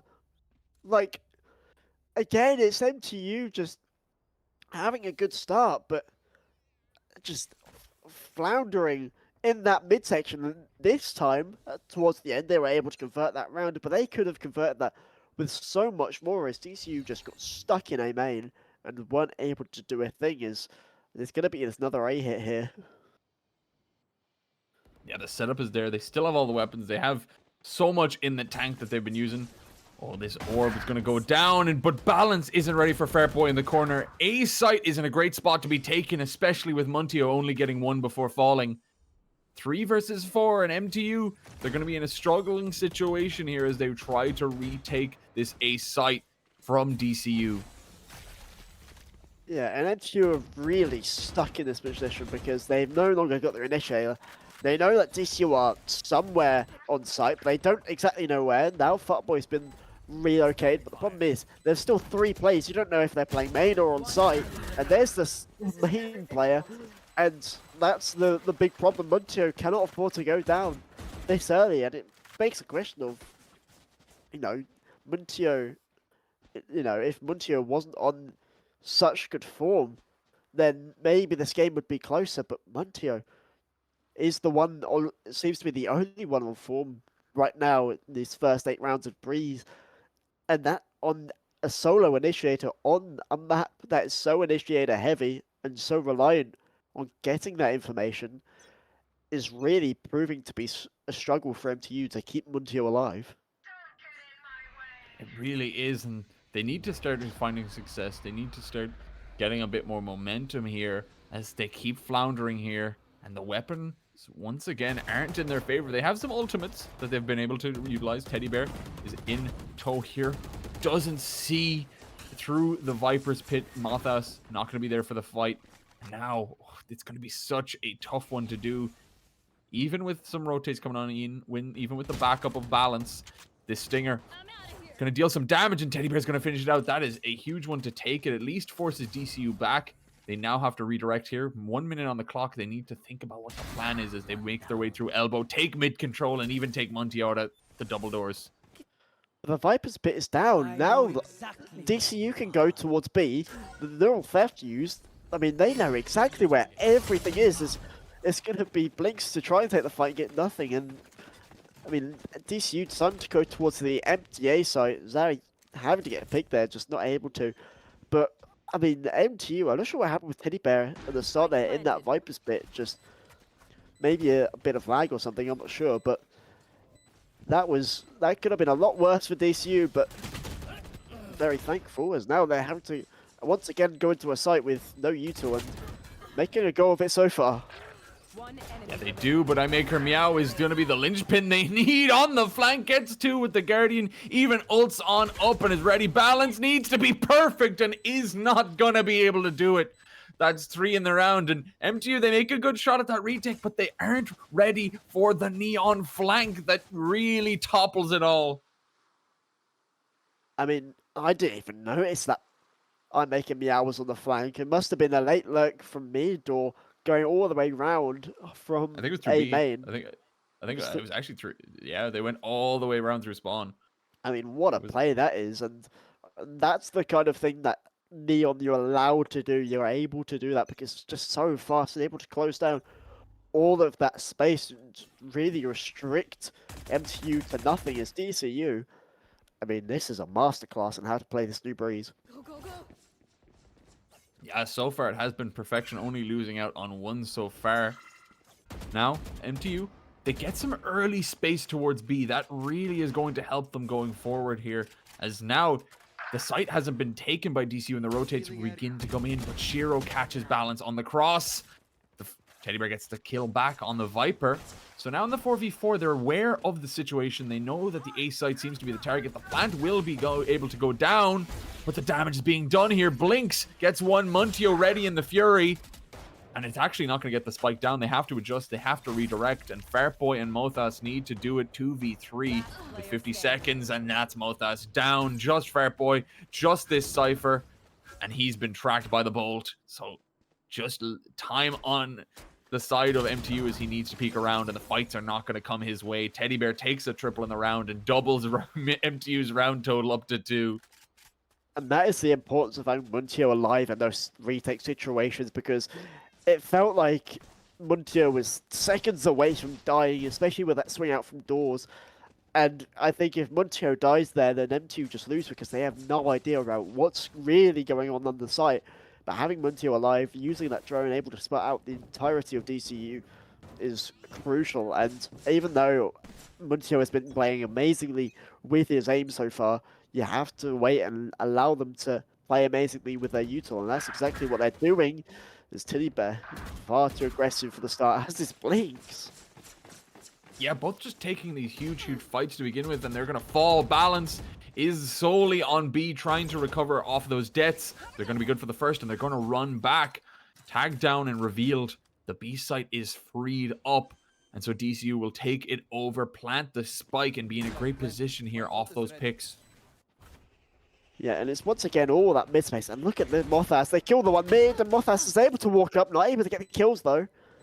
But so much mid space just rewarded to DCU for very little. As counters have this Hunter's Fury, so playing off of the site farplay as well, playing off site, spam, out. And I mean, MTU, they're in a very stable, well, very unstable position, I should say, especially with those kills. Yeah, Zoe's the only one left alive. They have a Guardian just trying to take these fights, take these shots. There's no time. There's nothing. Great spam, but Fartboy can just sit back and relax here. There's no time for the spike, and there is no time for MTU. Not even able to survive here and recover anything.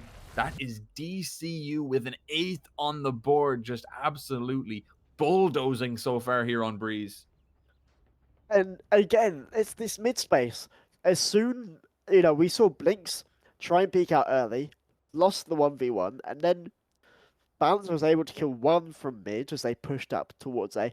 But then MTU just completely disregarded it because they had no information on it, which allowed Mothas to walk up. And yes, it didn't work out in their favor for this round, but there's been so many rounds where it has worked. I'd like to see the Sova play towards mid more and use that recon dart more to scout out that mid space as Teddy Bear goes wandering once again, and it doesn't work once again. No, it doesn't. These early deaths from Teddy Bear are so costly. And now DCU can adapt once again, playing off that pick. They were set up, ready, and rearing to take the space towards A. But once you know the Viper's down, once you know that they don't have that wall, that orb to use the snake bites to push it off of, you are in a position where you can just take this, especially because there's just a Marshal, some Sheriff spamming on through. Take this spike. Now into this 5v4, they're going to just continue to get these kills and take the space, and that is 9 for DCU as they clear MTU off of the board going into the last round. They are going to have so much power, and MTU feel like they are floundering.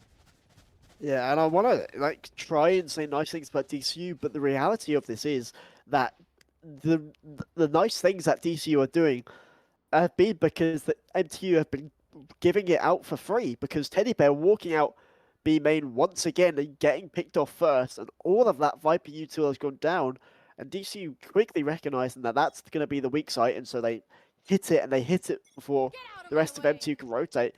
It is brilliantly done, but MTU just having Muntio and Teddy Bear usually as one of the first deaths, and that's just what's keeping them out of a lot of these rounds. It really is, and we need to see some changes here, and so far the only changes here is that it's a trade to start and not just a pick. With MCU losing out, we are going to see Blinks go in, ult on out, as you see Shiro having to face off, and they're going to find the success even through the double tap. 4v2 now. Spike does get planted, and now Zoe and Muntio, the last bastion of the half here, as they're going to at least get one to start. The Owl Drone's going to tick down Mothas, but even he with the blades is good for it. The revive comes on in as they're not dead yet, and now Zoe needs to do it all, and the blades just take them a second time, as that is 4 for Mothas, 10 for DCU, and what a half they've had.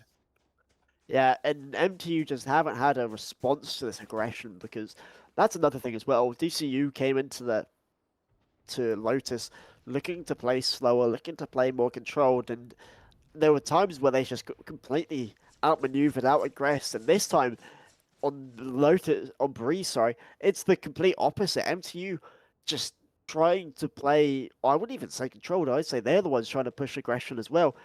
But DCU just putting pressure on all of the right areas and catching MTU lacking. And now MTU have got a huge mountain to climb because, I mean, it looks like we're going to map 3 in these grand finals. Yeah, it's feeling that way very, very quickly here. 10-2, and now DCU. What are they going to do now that they're on the defense? Firstly, they're going to get taken by Balance, who picks up the first with the Frenzy. Cal fighting against Blinks, who's struggling here, but once again, Balance backs it up. The Frenzy finds it out. He goes for some heavy aggression. He gets taken. The spike is planted, but MTU advantageous until Fairboy evens it up here. Yeah, that was really nice for MTU. Getting that first pick and then put a lot of pressure towards Yellow and onto Cal, and that is exactly what they've done. And now DCU have to go onto this retake without any information of where these players might be playing, because all that Sova util is gone, and you basically have to use Iron Maker Meow as that Sova drone to try and find out where these players are. But Fireboy gonna be killing Teddy Bear. Shira's just stuck it. Shira's actually just stuck it. And MTU just haven't dared to peek out, and DCU take the 11th. That just feels like the nail in the coffin here if you're MTU. That was a round that felt fairly in your hands in terms of the situation here. It was brought into a 5v4 that was lost in the end, but that is a tough one to swallow as DCU. They're on 11. They're just 2 away. This round should be in their hands as well. It's looking like Breeze is going to flow on over and take us to bind, but MTU, they still have time. They can still try to fight back here, but it's not looking so hot. Yeah, look at this. They're forcing to try to get onto this site. Is Balance going to be the one to take down these Cypher trips with the Spectre? Has the regen shield as well. Good start taking down that Viper now. I mean, if Cal goes down soon, it's disastrous for DCU, and it already is. Farboy and I'm making Meow going down as well, as DCU have been thoroughly kicked off the site. They have, and it's going to be tough to break back on in. They have 2 outlaws in hand to try to do it, and Balance has snuck through the clove smoke, takes some shots here, just playing with their food, and Muntio finishes it out. But that is a nice round from them. DCU took the pistol and, you know, expecting to convert, but MTU take the fight to them, take the pace, pick up B, and now maybe they can do something here. It's going to be a long uphill battle, but maybe that's the round that turns MTU ready and willing to go forward and maybe make this Breeze competitive. And that felt a lot more structured than some of the stuff we've seen with MTU tonight, where you have Balance clear out backside with that Neon, and as soon as backside cleared, you know that the rest of these players that are playing on B are going to be on site, and so that is where the rest of the MTU look towards, as they're going to rush in now. That's a beautiful snake bite from Shiro. Yeah, it very much is. Oh, down to this 4v4, make that 3. Balance just tagging, barely taking the head off of Cal, and DCU just locked out of the round so far. I make her Meow falls as well. And it's just a couple left, and this is what you want to see from MTU, taking these last couple of kills. Want to see them convert what should be their rounds convincingly. Try to take this forward. It's still a massive, massive deficit to try to come back from, and you're going to finally be facing Rifles. But you need to start taking steps in the right direction here if you want Breeze to be in any way competitive. So this is the first real test now. Yeah, and DCU did have an idea of what was going to happen, and we saw that snake bite coming in from Shiro, just trying to disconnect the rest of the team's balance. It was a good idea, but just not able to convert those kills as the rest of MTU swarmed out onto site. As looks to be, well, I was going to say copy and paste, but they've actually left Muntio towards A as Farboy going down. That is one of the worst people you want to go down first. They still have 3 on the site. Yeah, they still do, and we'll see, can they do the work that they need to on the site here, as we see Blinks and Balance break the space. The spike gets planted, and they're in some deep post plants here, all just holding back. Shiro tries to clear some space, but gets brought down, and Balance just ults on up and is up to 4. Blink and you'll miss it. And they are still continuing to try to push to try to see can they do it. Mothus is avoiding the situation as they fight to see can they take an ace here, but that Jet is all alone, and MTU should be onto 5 here as they try to escape with the rifle in hand. Yeah, DCU just not able to contain MTU with its aggression, and Fartboy going down first. Again, just gives them the site for free, essentially, as Balance is looking for the ace. I think Mothas might be caught out, and nope, in fact catches Balance out, and blinks, but Zoe does get that final kill, as there will be a rebuy from both the duelists. But again, MTU really doing a good job to capitalize on DCU's mistakes of Fartboy getting a bit too aggressive. I was questioning them leaving Muntio towards this A side instead of the Viper, but it worked out well. As Balance, like I said, is being used as this recon drone, trying to find out where these players are on site. And it's working out for MTU so far as they slowly climb the ladder bit by bit. Yeah, continuing to do so. And try to take some space here. The stacking system that DCU have tried to enroll, going to be the wrong course of action here. They tried to take B, but MTU, they're the ones fighting towards A. They're just going to take it for free here. And maybe, with 5 being alive, you can try to play something off this retake here as they rotate on over. Teddy Bear in a prime position to catch off someone trying to fight on over. Takes the first, but on the back of them is going to be Fartboy. Stinger in hand, takes him out. So it's a 1-for-1 here, but they're still locked out and going to struggle. But now there's no more wall to slow them up as scaling forward. DCU do with the Sheriffs, with the Odin that's been recovered. And maybe that's what they need. Maybe that's enough. As MTU just sit back, relax, and hope that they can hold the fort down. Great recon bolt just to reveal some moments here. Fartboy takes a second, though. And they're in some prime spots to take the fights, but they're not good enough here. Balance gets a double before falling.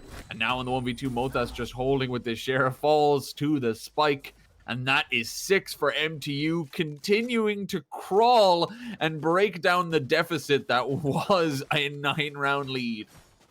Yeah, brilliant from Teddy Bear to take that Odin into doors just to help your team clear sight, and then sneak back using that Viper into that corner and made it catching out Shiro completely, and was unlucky not to get Fartboy as well. But MTU really being undefeatable in these fast attacks onto site, and I mean DCU just guessing wrong every time with Fartboy's util, and so now it's going to have to see what the changes are going to be.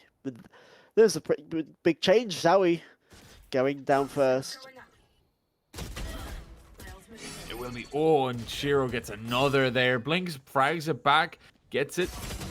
But now they need to continue to do so, and Fartboy is going to be there, ready and waiting. And MTU, they've had some strings of rounds so far. They've had some success, but now it looks like it's faltering. Cal going to owl drone on over. I think a glimpse might have been caught there, as now walling it, holding it down. They're going to hope to break onto the A site here, as, oh, that is a massive neural theft as well, just to put a nail in the coffin that is this round. They get a glimpse of where everyone is. They take the fights, but I make her Meow is going to fall. Not everything is over here as Teddy Bear gets on close, needs to be ready, and it looks like they're backed on up. The operator's quick with it on Mothas, and now just Muntio, he gets the one with the Phantom, but that is DCU taking the round, bringing themselves to 12, trying for map point and hoping they can take us on over to Bind here.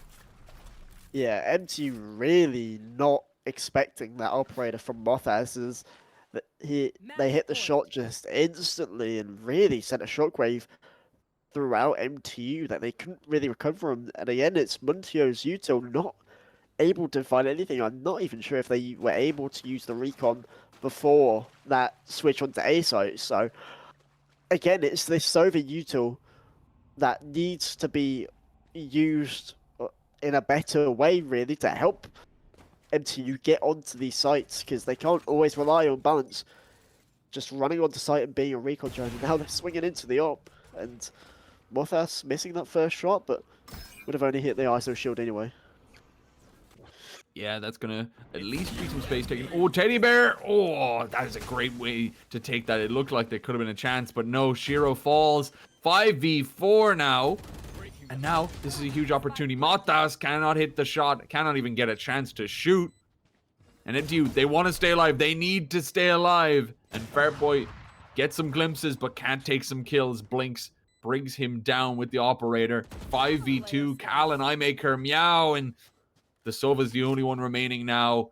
So MTU onto a 7th. It's still looking very unlikely. It's still going to be such a difficult one to do. But they're at least making it a lot more competitive than it seemed at the end of the 10-2 half. Yeah, really nice recon drone there from Montio. Gets MTU on site and forces Mothas to get away from that angle, and was maybe a bit unlucky taking that fight with Blinks, just getting off the angle, the worst possible moment, the classic Valorant timing. But overall, MTU having some really nice site execs recently, and DCU just not able to find these answers. As MTU keep climbing, and in fact, DCU are going to take the time out here to address some of these site concerns, as again, they've just not been able to hold on to much, and considering they went into half time, I believe it was 11-1 to DCU, and even if they finish the map now, coming back to 12-7, might still put a few doubts in their mind going into map 3 bind. But again, we're still not even there yet, so MTU could pull back the craziest comeback probably in IECS Valorant history. Definitely on the cards to be that if it does happen, of course. But yeah, no matter what, I think you've made this competitive, and losing this out, you can at least be a bit happier compared to what it was in 11-2. But this round isn't a done deal for sure. MTU are in a great position to take it. If DCU, they don't have the best weaponry here. You know, they might have a few weapons on lock themselves. They might have a Blade Storm if they wanted as well. But it's looking like MTU are in a great position to actually take this, because DCU are playing for the future round. But that's still one round closer if MTU can take it, if they can keep what they've been doing. They've recovered the operator in the hands of Balance. They're going to take some space towards A, and we'll see, can the success continue here? Yeah, and look at this, 4 players towards A. They've left Montio towards B again, probably so that Teddy Bear can play with that Viper's Pit, but Cal was spotted out, not able to fire a shot though, as Cal could catch 2, as Teddy Bear did rotate towards B, but Zoe's there to play bodyguard, as MTU now are just leaving this operator on A and actually going to be rotating towards B, where DCU have just completely left this open, as Shiro going to be the early warning system, putting that wall down, but I mean, that's not only far too late, it doesn't even reach main. The orb is main, thankfully. But the problem is, MTU haven't reacted quick enough. Now DCU have gotten onto site, but it doesn't matter. Shiro trying to take that fight, and now DCU have dug a hole for themselves here. Oh, and this is looking good for MTU here. Blinks going to be able to take out Motas. And this is looking like it's a good moment here. They should be able to get to 8 here, especially now that they know the A side is clear. And now, definitely, I think DCU, we said they're getting a little bit of doubts here, but you're going to start to sweat even more as that round counter gets closer here. Fartboy taken as well, just finalizing the situation, ending it out. I make her meow, not really a chance in hell here. It shouldn't be anyways. Blinks gets taken out, so that's a 1 piece off the table. Maybe just wanting to recover a Vandal, see what they can do here. Yeah, and this was the thing that I really criticised MTU for, was giving up that mid space and trying to fight it. And DCU did an okay job, had Cal walking down, although again, was their first death, so they had no info on anyone in the map. But then Shiro goes down in elbow, and it's just 1 by 1 by 1 again, as DCU really need to work on this, but they can't afford to play by themselves here. And it allowed Blinks to get into the backline and get a pick and almost get 2. Now, I mean, DCU have read this really well. I've got 3 players towards B. Cal is nearby, and they have that Viper's Pit there as well. This could be really awful for MTU to push into here. Definitely could be, and Shiro gonna be standing tall here. It's a lot of backup ready and willing to push in. Slowing it down even if it wants to come in. The snake bites coming on in. Balance. Bolting forward. Takes one, but breaks the space and takes as well. Blinks gets Shiro. So 4v3 now. I don't know if you expect the third to be holding close to the left, though. Fairboy is ready. Unless they've cleared it out with some utility now, but that's a man advantage. That's a lot taken. Oh, Teddy Bear is no. going to be in a great spot because the drone didn't check the corner.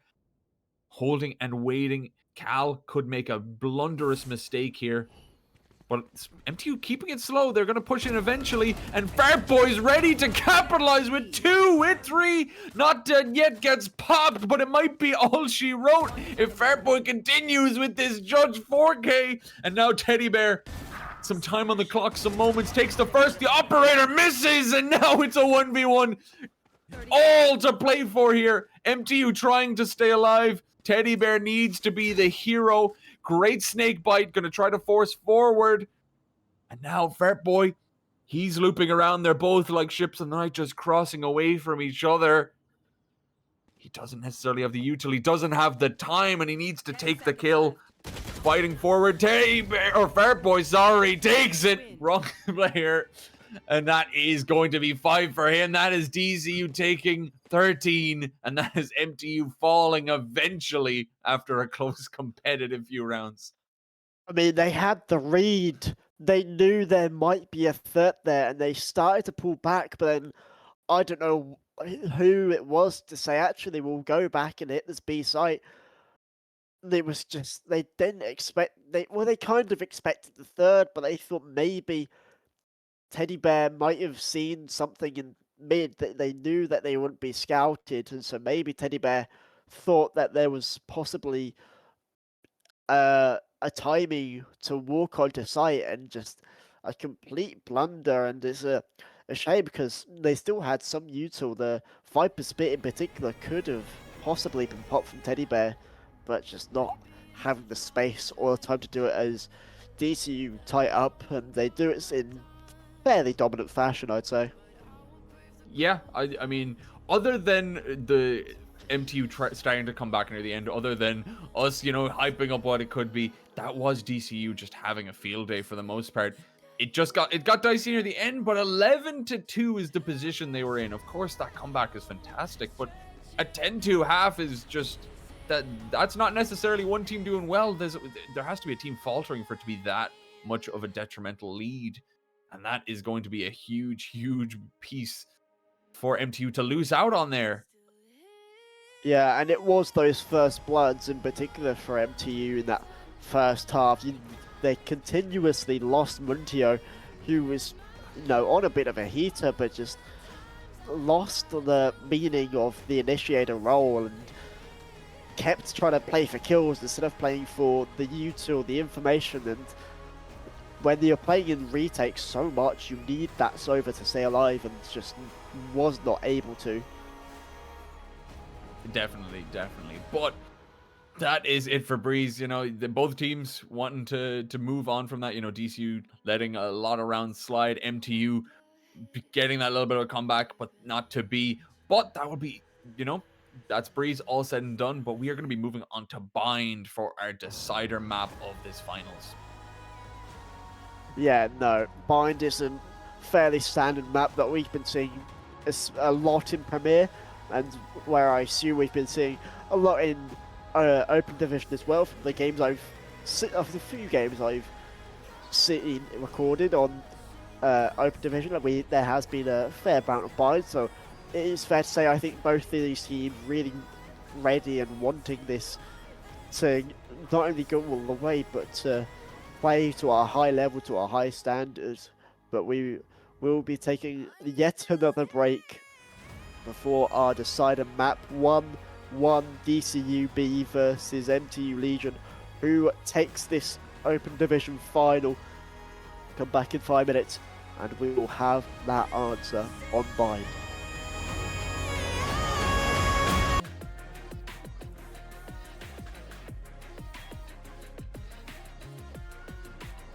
Oh, we didn't say who I was going to say. Welcome back to Ireland Esports Collegiate Series Spring 2026 Open Division Finals. Valorant, MTU versus DCU. We are on to map 3. We are on to the decider, and we did not decide in the break who was going to talk first. You know what? If there's any way in which this entire match could have been summed up, I feel like that's the perfect way to sum it up. Just lots of mistakes from both the teams and just so much to criticize them on. But hopefully, as we go on to this map 3 abide, these teams will have cut out the mistakes and we will be seeing a very tight state of affairs as we head on to bind. And I mean, Muntio, I believe, has played 3 different roles. I believe it's been the Sentinel, the Initiator, and now playing the Raze. Definitely all to do and everything player. As Blinks, it looks like they're going to be headed back onto the jet. Yeah, moving between what they're playing, but they've definitely just been good at taking the space. You know, first game they had a strong performance. I think game 2 they were having some recovery moments as well. But going into this bind, we're going to need to see them across the board on MTU have some success there. You know, we saw glimmers of what some of the players could do, but all in all, it was DCU's game in the bag. And now here on bind, how will they adjust? Will they be able to take it? Will they be able to recover after last season?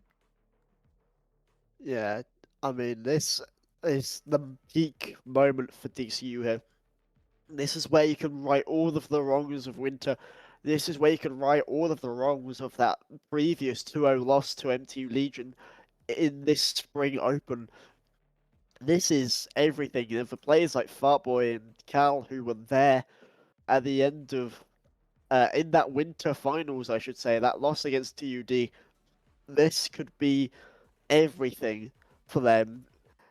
Meanwhile, for their opposites in MTU, this is a chance to write them names in history, as we will be seeing a fairly standard comp for MTU. And on the other side of DCU, there's maybe 1 or 2 things that you wouldn't expect to see. The Sky has not been seen for a little while, obviously getting that buff again, having rechargeable flashes, and the Waylay, something we've not seen too much of so far. I mean, we saw, I think, you released in the Premier Division, but now really coming back into this meta is now map 3 bind DCU versus MTU.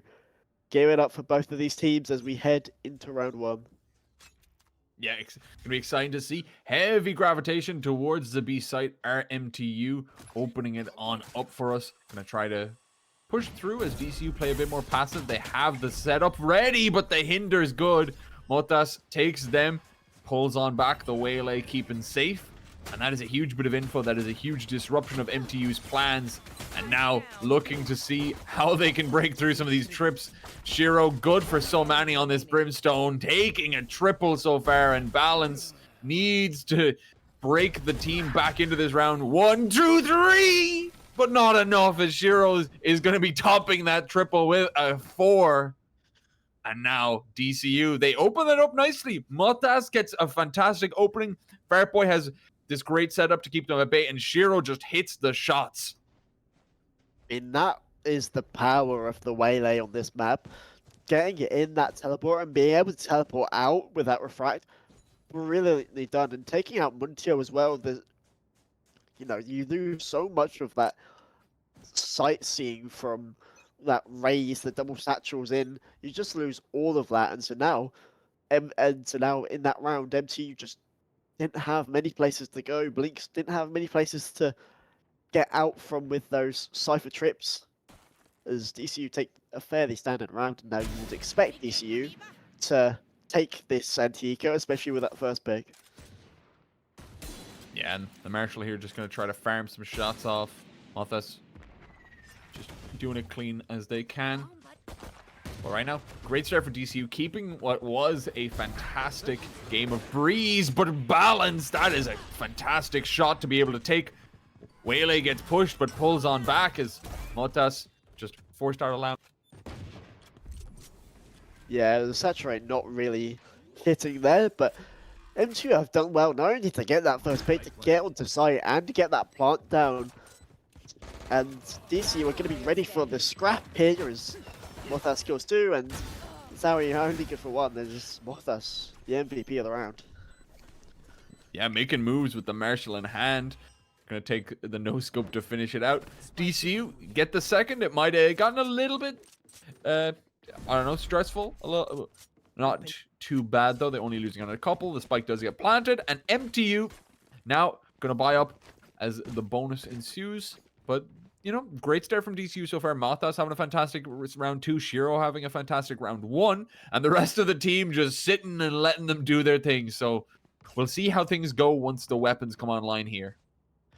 Yeah, and I'm expecting, I mean, I don't really know what I'm expecting from MTU here, because we've seen so much where they've wanted to go and play this aggressive angle and this high tempo stuff, but Bind isn't really the kind of map where you'll be allowed to play that. It's a very scrappy map and requires a lot of structure if you are to do that.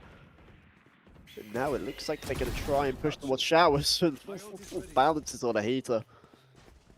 Very, very much so. Cal and iMaker are Meow taken out. The space is there on A, and now they should just be able to walk in, plant the spike, and this post plant, they're going to be in a fantastic spot as the weaponry of DCU is going to struggle to take the fights here. But towards Lamps, Montio with the rifle in hand. The Vandal's good for the first.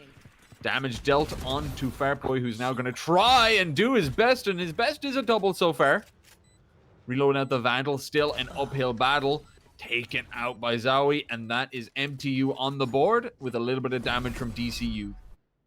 Yeah, another good round from MTU there, and that almost, well, that could have gone potentially bad, but MTU able to recover and being able to keep 3 guns going into round 4 is big positive, and MTU really finding a good amount of success of hitting these sites for the past 2 rounds.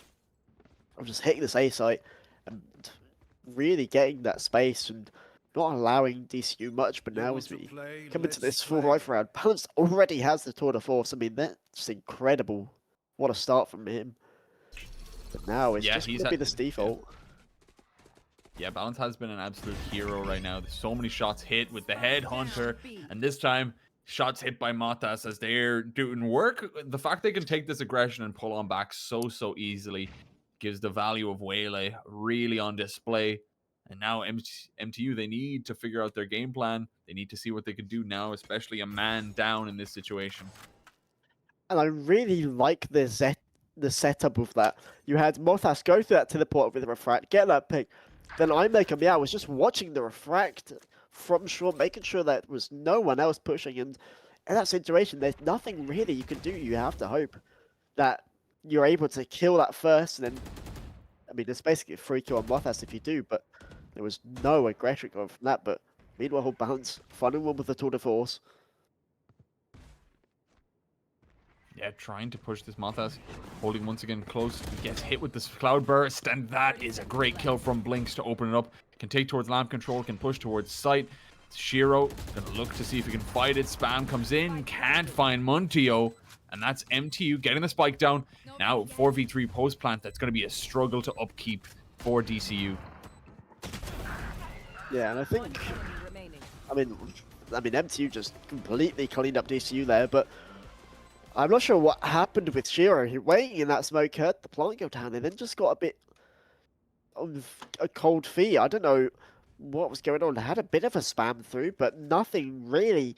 I didn't actually think there was a shot found on the planter, and so just backed off towards site, and all of a sudden DCU had just kicked themselves off the site basically, and just allowed MTU all of the space and all the time to wander around, try and find where DCU aren't, and that is exactly what they did. Yeah, and now this is a fantastic opportunity for MTU to take the lead here on Bind now, as they have this great spot. They have the rifles here, and DCU have been forced out on the pistols. Ultimate's online. Matha's trying to do what they've always done, which is take the space through the portal, then just bounce on back. This time it's no kill. Maybe a little bit of info they were able to pick up. But now, still spreading towards B are MTU. And they should be able to cinch it unless some heroics are done. And again, a really nice play there from MTU, just waiting out Mothas to go through the TP and not giving them anything, but Mothas still going to find one. Is Link's pushing a bit too far, a bit too early. And now DCU might have put their foot in the door aggressively, especially with that orbital strike denying the plan. Yeah, they're committing a lot to this to want to take it, you know, off the back of that pick. And now we'll see, can it be done here? The spike is taking so long to be planted. They're all able to be grouped up here. Balance, go for the first as always, but everyone from MTU is finding something. MTU finally falls, and now in this 2v3, iMaker, Meow, and Mothas trying to position to fight this. Oh, the smoke comes down just a moment too late. Teddy Bear taken, and now holding towards this long garden side. We're going to see, can they do it? Zowie takes out iMaker, Meow, and Balance finds Mothas. MTU, it gets a little bit dicey as DCU commit to it, but they get the third, they take the lead, and they put themselves in a nice position. Yeah, Mothas just playing so well so far, but just not checking that corner where Balance is. And I feel like that's the one thing of Valorant. You check every corner, no one's there. The one corner you don't check, someone's there. But really well played. And even though it got a bit dicey from MTU's point of view, they have more than enough finances to go back into this. And even if they were to lose this round, they still their finances still look amazing.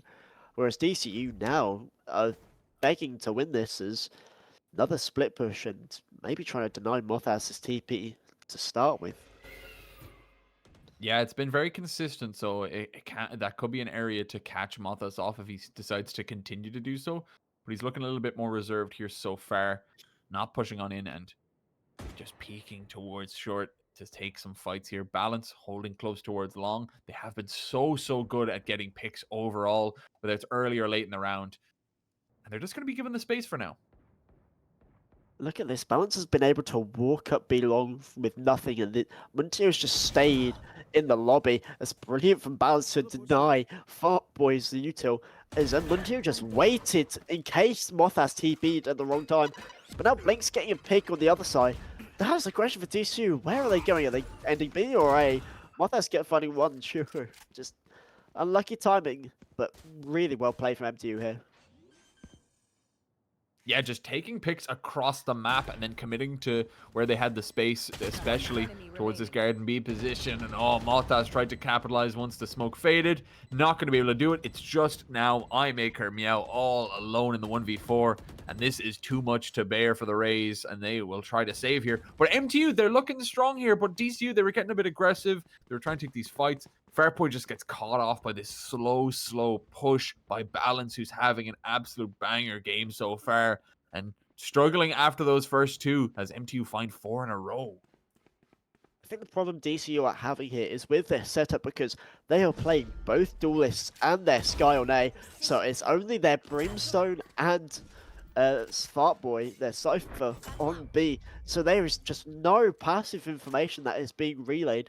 The passive information comes from Mothas swinging out with his Reflect, and then you hope that they are able to not only get a pick or any kind of information, but then to stay alive long enough to hit that Refract button.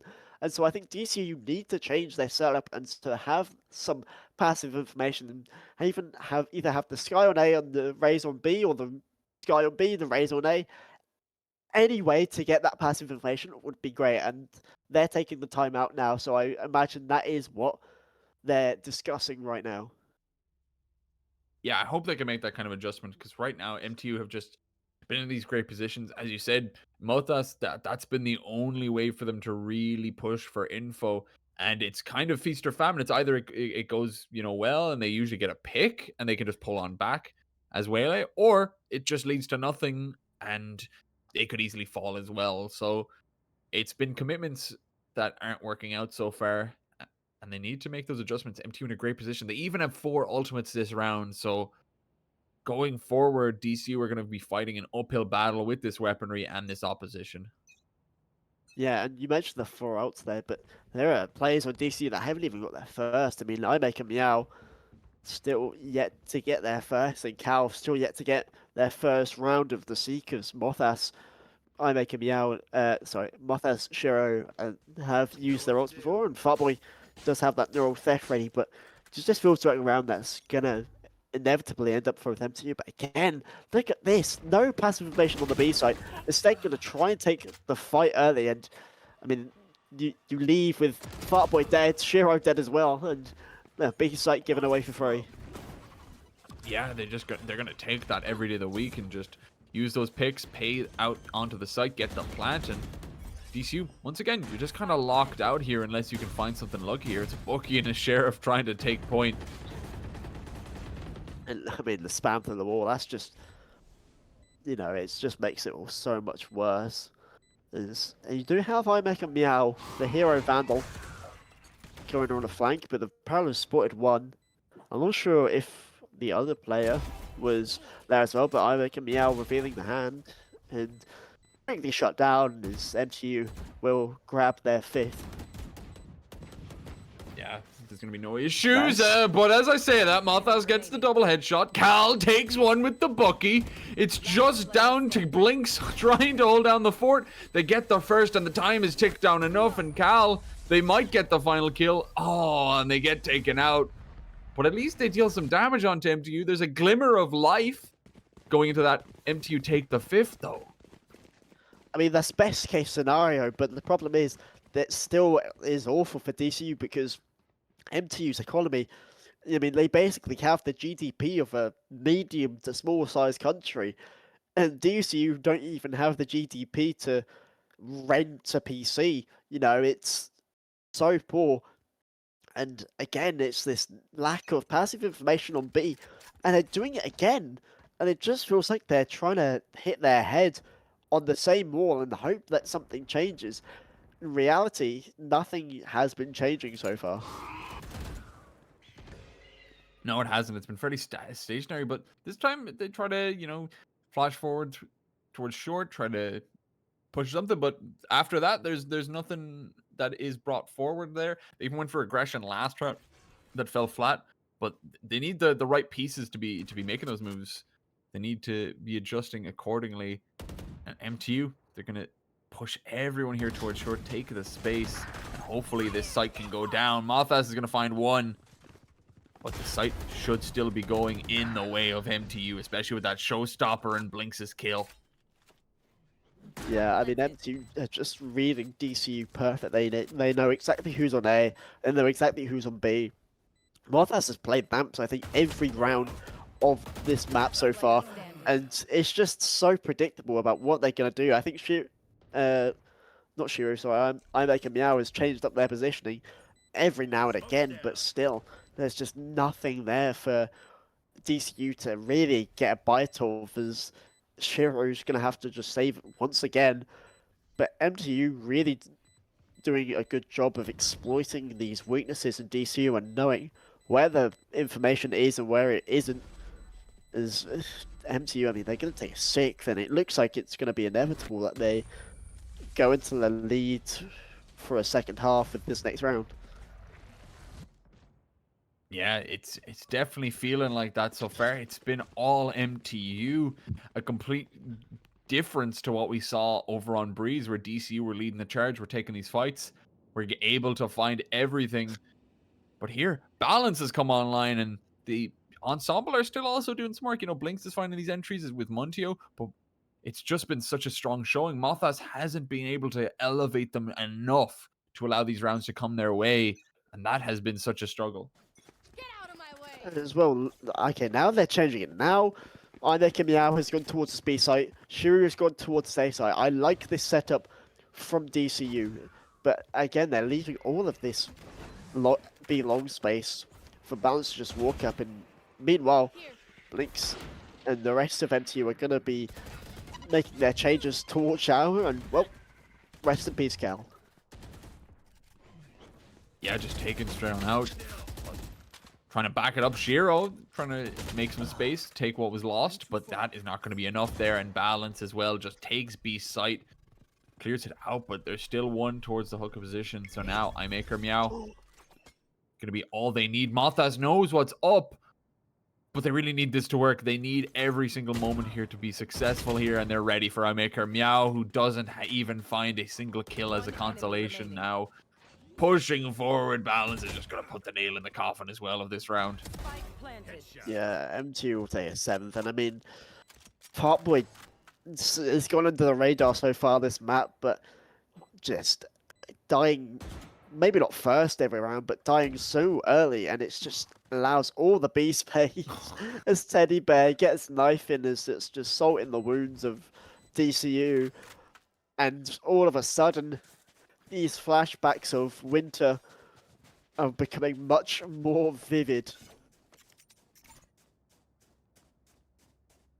It very much is, and it feels like it's not going to get any better. This needs to be it. There's 3 rounds left in the half. There's 3 opportunities to recover here to try to make something out of this half. But if they're continuing to play as they do, it feels like MTU are just going to steamroll so far. But maybe this round, maybe round 10 is where they can switch it up and they can find something here. But looking at this setup style, it's not going to be the correct one, as it's a gamble towards A with Fartboy alone on B. And they just need to have some success here. Spam going to hurt him as well. Yeah, I mean, Fartboy's time in this round feels very much limited. I'm making Meow with that raised rocket. Fartboy's still alive, but with no more trips available. I mean, MTU were going to hit the reverse button. There's DCU. They've almost all been pulled apart from Mothas. There's DCU now. They're going to be able to read this and look at Shiro already rotating. But, oh, well, that's a beautiful neural there from Fartboy. This just allowed DCU to understand what is happening with MTU and knows where the rotations are coming in. But it's such an easy bait for MTU, is now they've baited 3 players of DCU towards A. It's only now Cal comes back just in time. But it seems like MTU are going to be able to get onto site here with that Nightfall. 30 seconds left.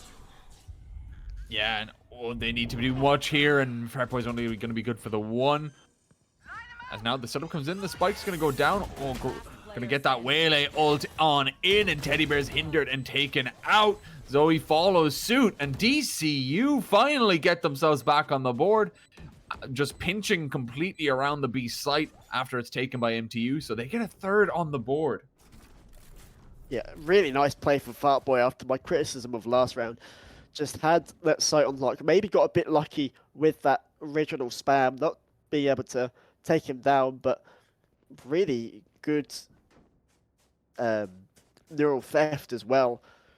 Left it late in the round, and MTU didn't really know what to do. They didn't know whether to hit A, whether to hit B, and it really worked in DCU's favour, so that's probably the biggest impact Fartboy's had on this map so far, and we'll definitely be looking to improve upon that. You want to play? Let's play. Yeah. I'm hopeful for MCU, DCU. I keep mixing the 2 teams together. But I am hopeful that they can get some success here. Going back to what they've been doing, similar setups as we've been seeing. But now with that round in the pocket, they might be able to find the success here. The Tour de Force is going to be in position to try to take some shots. But taking the space towards B is going to be tough here. Clearing out the trips, clearing out the setup. As now just slowing them down as 1 minute it's just about to be on the clock. Look at this, they baited out so much util. That is beautiful from Teddy Bear. Able to bait out that refract and using the orbital strike to get themselves the player advantage, and Fartboy's been spotted by Blinks going into that corner, and it's 2-3 picks for MTU as the rest of DCU nowhere to be seen. No, and now that's a great moment there. Huge ultimate that really just opened the round. I think it forced a rotate as well, as Shiro wanted to try to clear up the gap that was just made, and it just left the B site even further open. Fartboy left all alone, gets taken out, and now MTU looking for this 8th here. The flanks can come in, but iMaker Meow, they're ready for this to come in. Shiro with the double though. This is an opening. They can try to take this out. It's going to be tough still, but tripling up is the Brimstone. 2v2 left on the cards. Both playing towards long here, playing it safe, dropping down themselves an orbital strike, getting the spike to half, taking the shots. 4 kills for Shiro. He needs to be all 5 to do it, and instead Zoe going to be good for a double up, and MTU are 8 on the board. Competitive made both by Brimstones.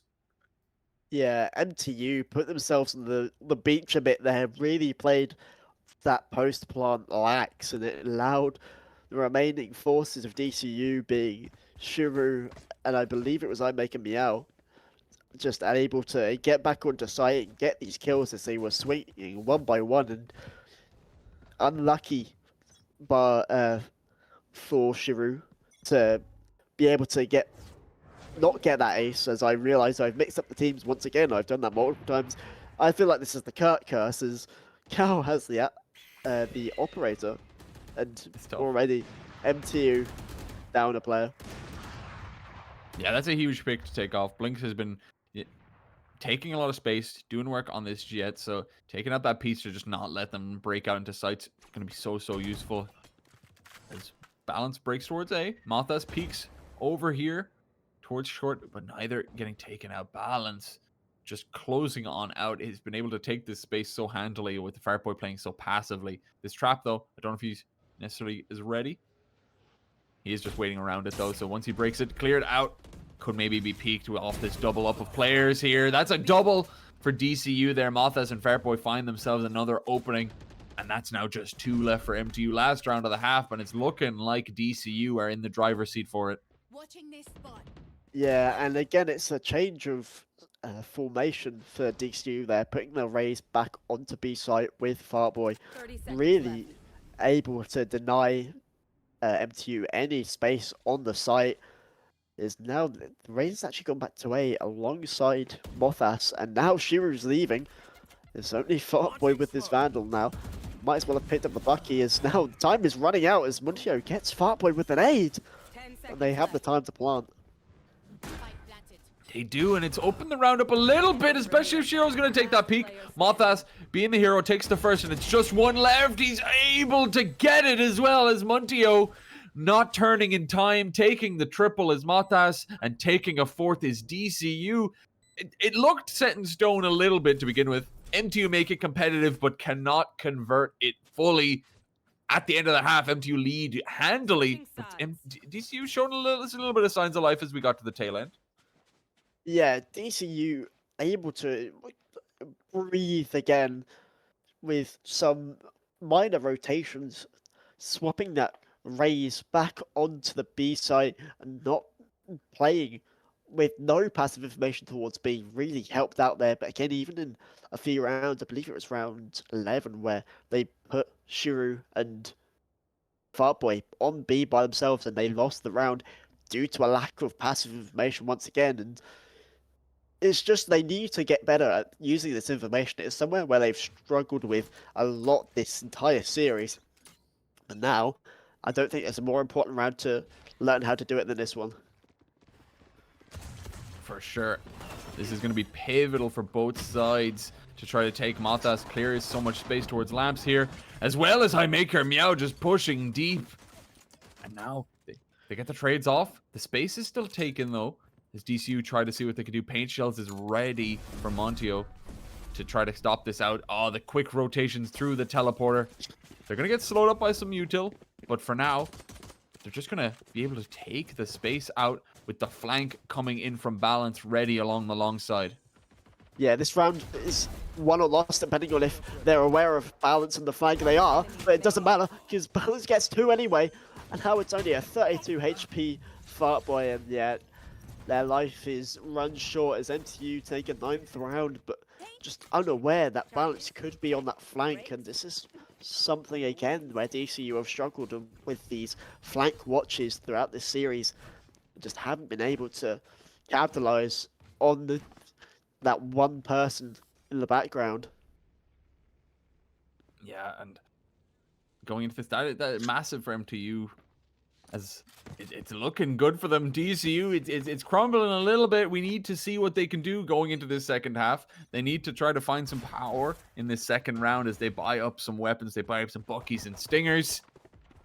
And let's see how this setup goes on in. They're playing very rotate heavy, just sitting back, waiting to see. MTU just trying to watch what DC want to do as pushing on in. I make her meow, takes the space, tries to escape, gets brought down. The plant comes on in as the trades get thrown to MTU.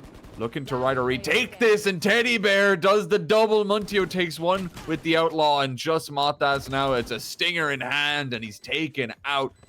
MTU find double digits in a very fast-paced round that DCU try to capitalize off of.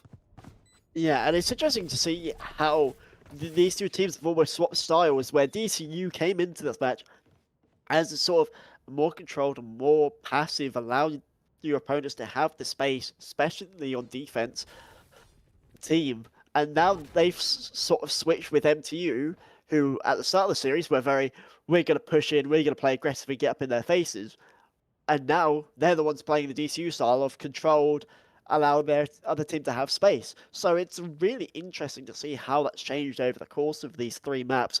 But DCU forcing that previous round and actually forcing again, biting up these Guardian Sheriffs and these things. This is just desperation at this point. And they need to hope that, well, that doesn't happen and you lose Mothas in, I want to say, about 10 seconds. Yeah, it just dropped out instantly.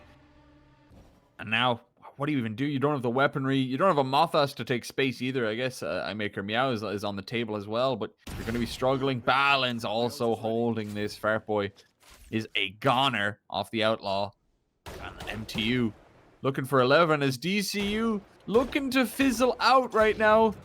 Just not successful at all. This second half is feeling all too little for them. Blinks with 3 in the round, but there is nothing of note for DCU to even cling onto as we are getting what feels like into the later stages of the game. If you just look at the map throughout the rounds, you see how little space DCU have, because Fartboy is trying to exploit space on towards B and will die to balance, I believe, with their outlaw. And then all of a sudden, DCU have nothing. They don't have any B space.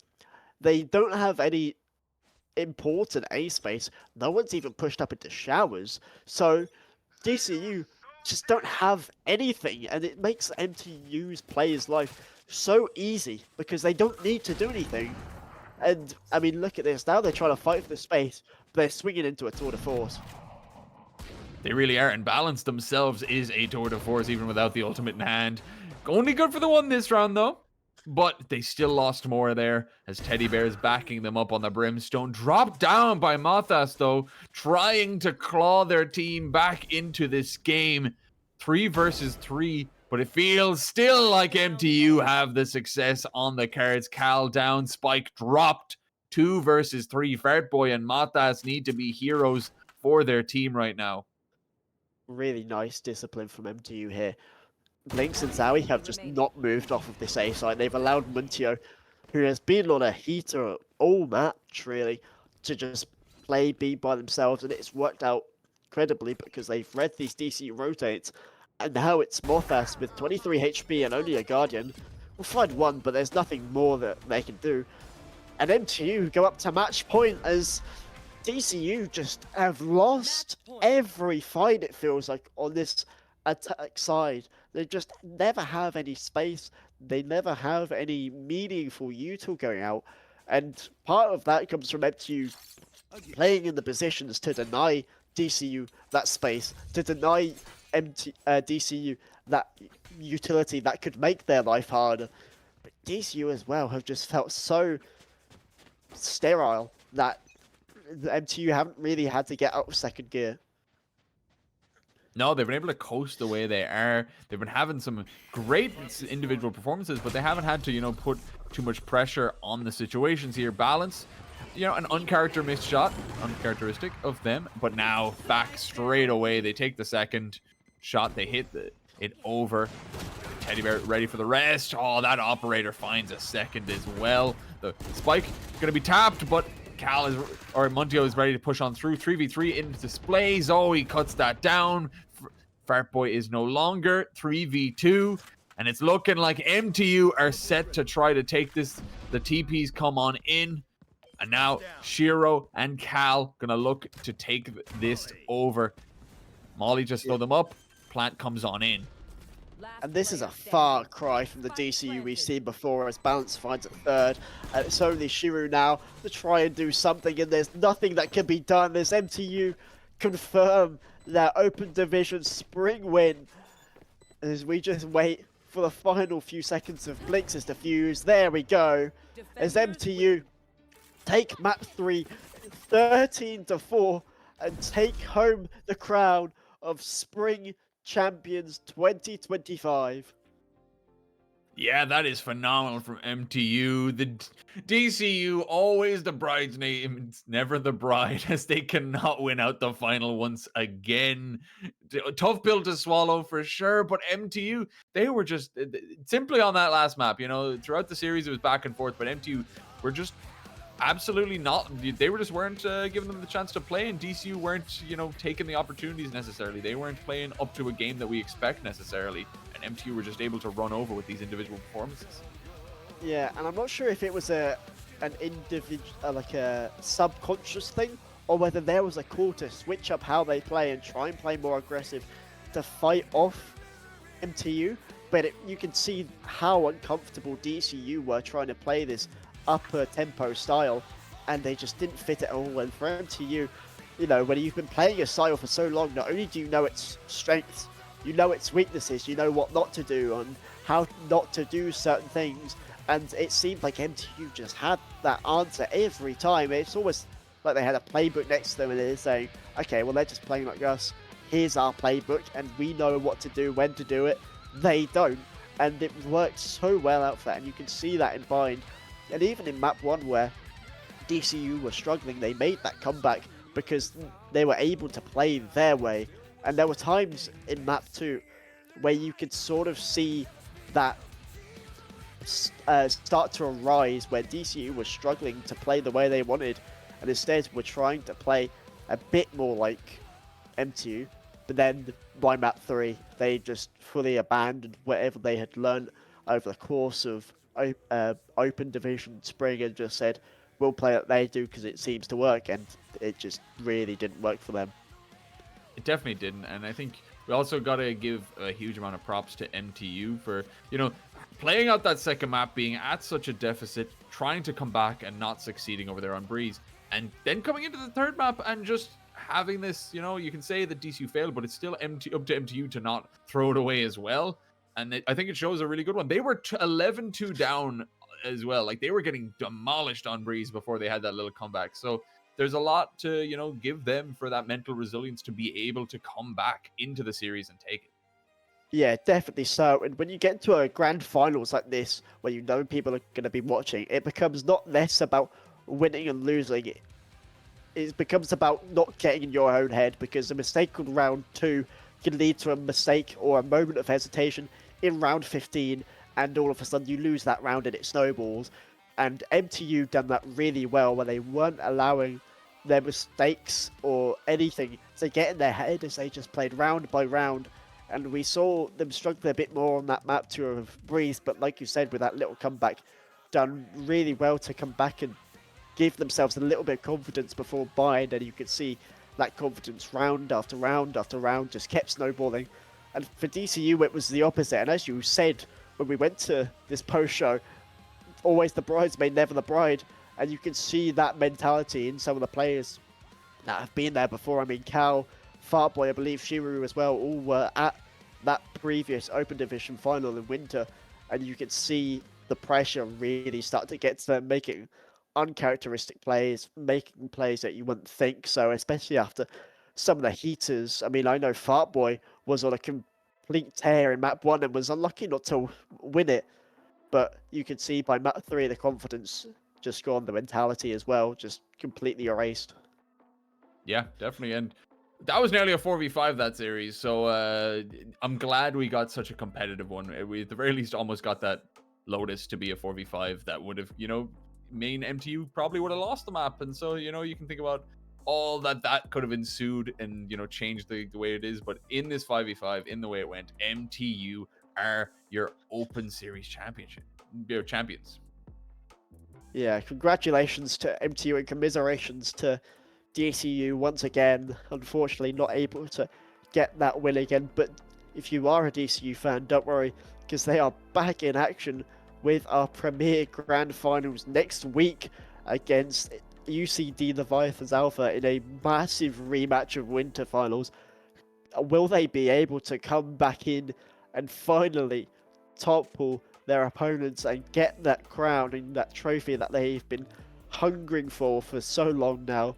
Or was it just another second place medal to be put on their cabinet? But we'll find that out next week in our premiere, so stay tuned, and stay tuned as well for the rest of this week for the rest of games. But we will be cutting the stream here. Thank you all very much for watching, and thank you once again to our sponsors, PlayAid, GG Machines, Dogpatch, and of course Red Bull.